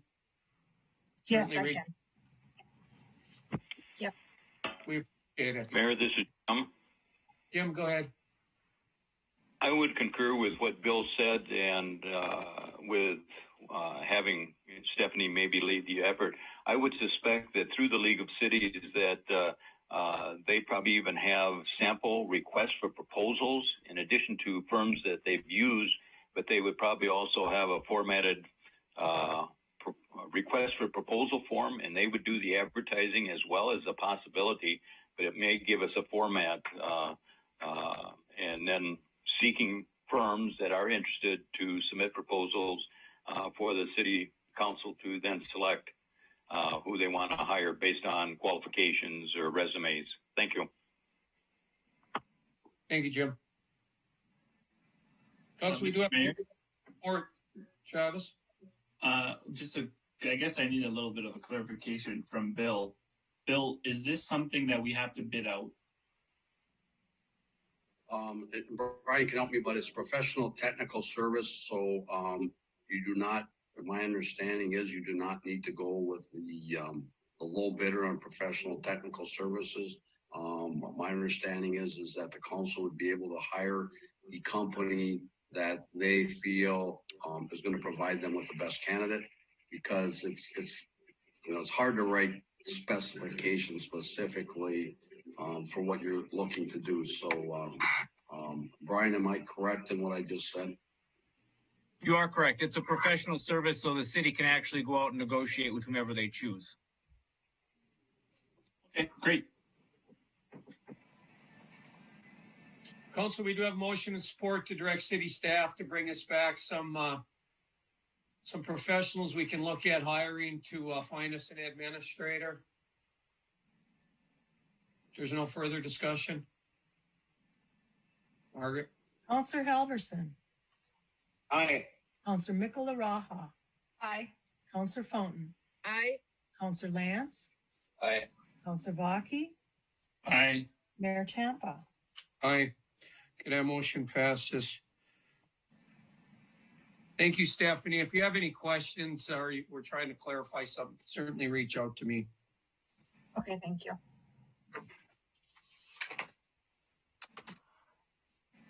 Okay, so we have, let me make sure I don't skip over it. A Planning and Zoning Commission reappointment on page 76. Tom Tye, Planning and Zoning for a 3-year term.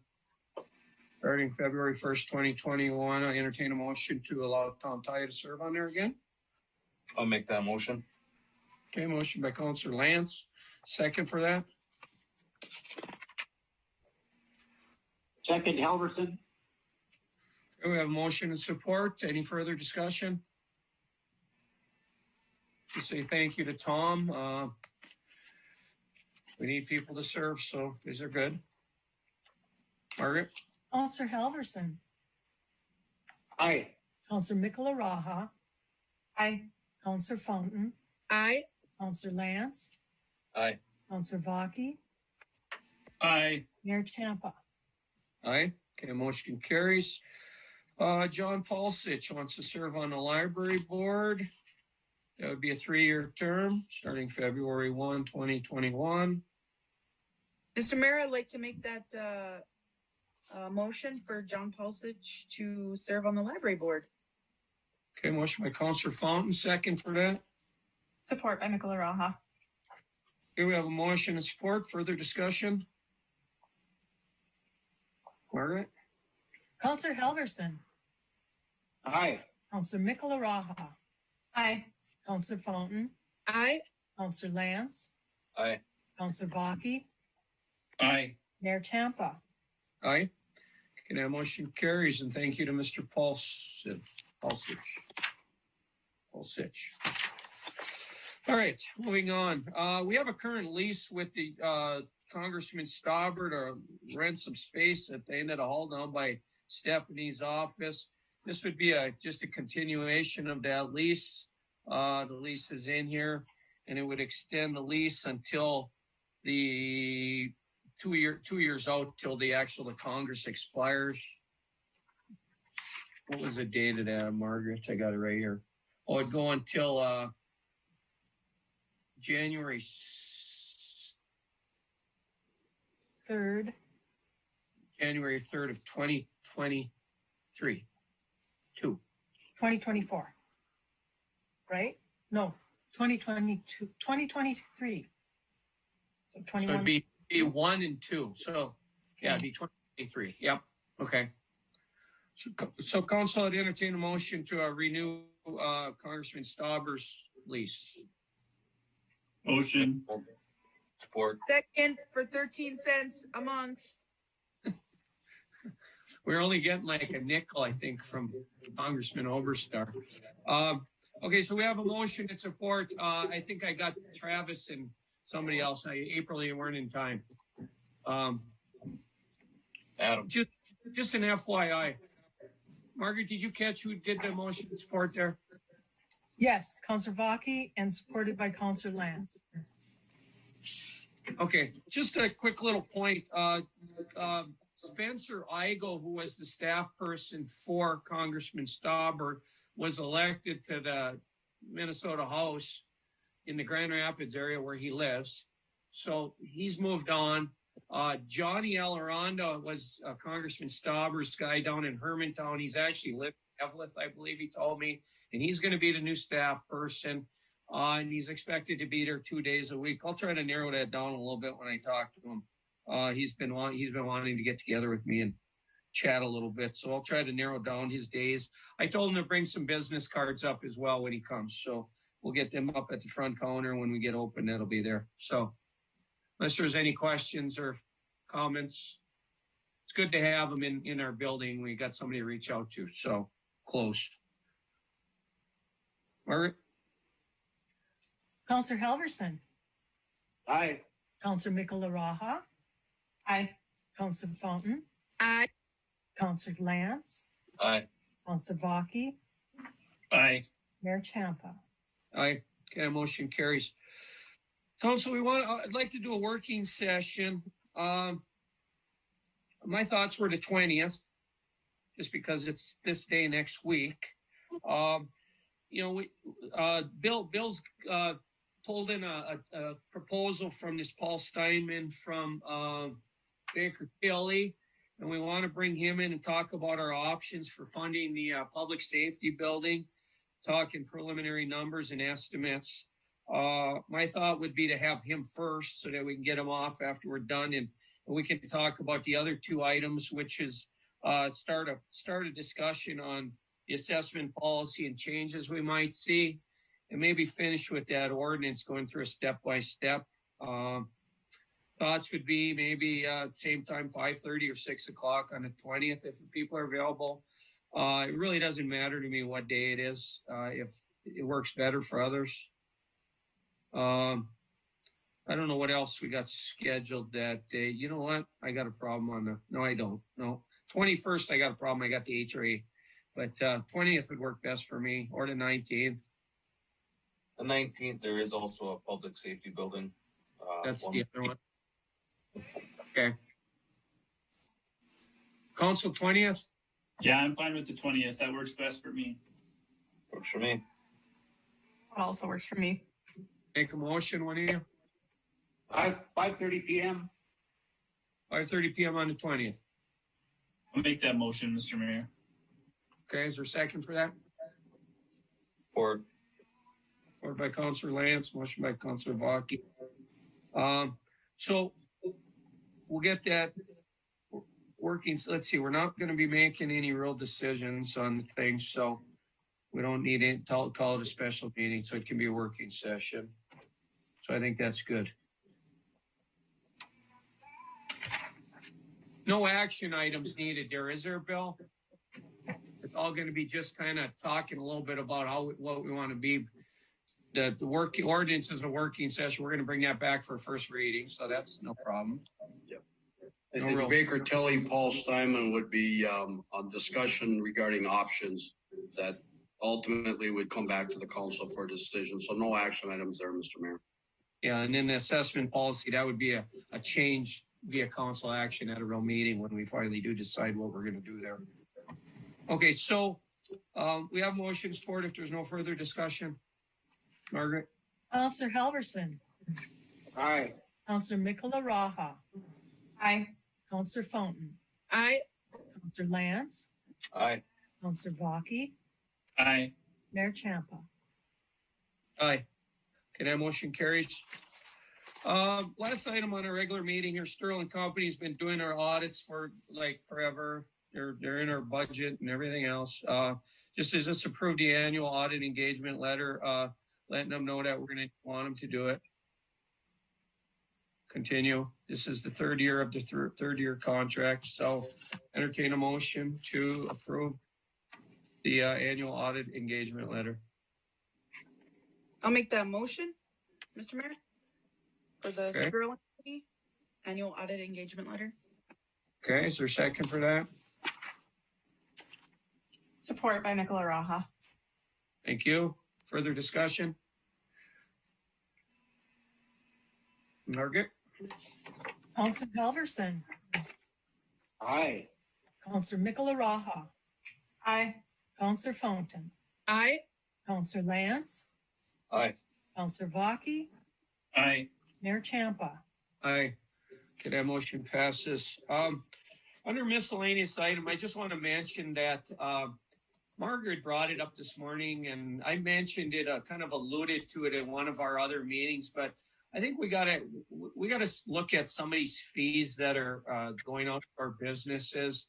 This amusement fee, maybe some of our liquor licenses. You know, these businesses have been closed for almost a whole year, and I'm going to ask Margaret to try to bring them fees forward for us next meeting, and give us an opportunity. Maybe we want to try to reduce these for this year, compensate them for last year for all, just to help them out. So we'll make that decision when we get there. But I just want to let you know, I'm gonna bring it forward to talk about it as we need to.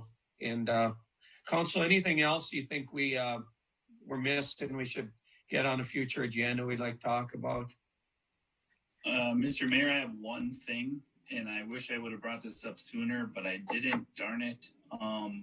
Councilor Varda was on the school contract committee with me, along with Bill and Larry and Mandy, I think, was part of that. And we need to meet and get that contract started with Attorney Lindsay. So I don't know if one other counselor wants to hop on and we can set that up at the next meeting, maybe. Yeah, that's fine. Margaret, just note that we'll talk about it because, Bill is in a limited capacity now too. So we might have to look at who else we're going to put in that position. Thank you. Anything else? Question? I have a question. Is that for the SRO? I'm sorry, I didn't hear you. No, we talk about that a little bit, but we got a contract with the city for some of our facilities, and okay, with different things and with COVID and everything, we're still trying to hone down what this number is. They weren't even going to be using a bunch of them facilities, and now I think they ended up using some of them. So I don't think we actually got that all finalized, that contract for that. Right, Travis? Correct. Yeah. So, and we were going to have another meeting, and we're all waiting to have another meeting. So we'll put on next agenda who's going to do it, and we'll try to reach out to them. Anything else? Margaret, could you get the contact information for Carolyn Nelson to the Chief Masusi? Absolutely. Thank you. Anything else? Mr. Mayor, I need to bring this up, but we do have a couple of confidential secretaries in the city that need their contracts, reviewed or however. And I think Adam and I are on that. If it's possible, if we could get something set up for them doing. April, Bill's got a list of about a half a dozen things. It's probably 24, but I'll just say a half a dozen. That's a priority of his before he leaves, so you will be hearing from him. I think those two and Tammy as well. So, yes. Correct, Mayor. Thank you. And thank you, Councilor Fulton. So he'll be reaching out to you. Anything else? If not, we'll entertain a motion to adjourn, Council. Make that motion. Okay, second for motion. Support. Okay, we have motion support. All in favor, say aye. Aye. Aye. Any nays? All right, this meeting. Have a good evening. We'll talk soon. Thanks, everybody.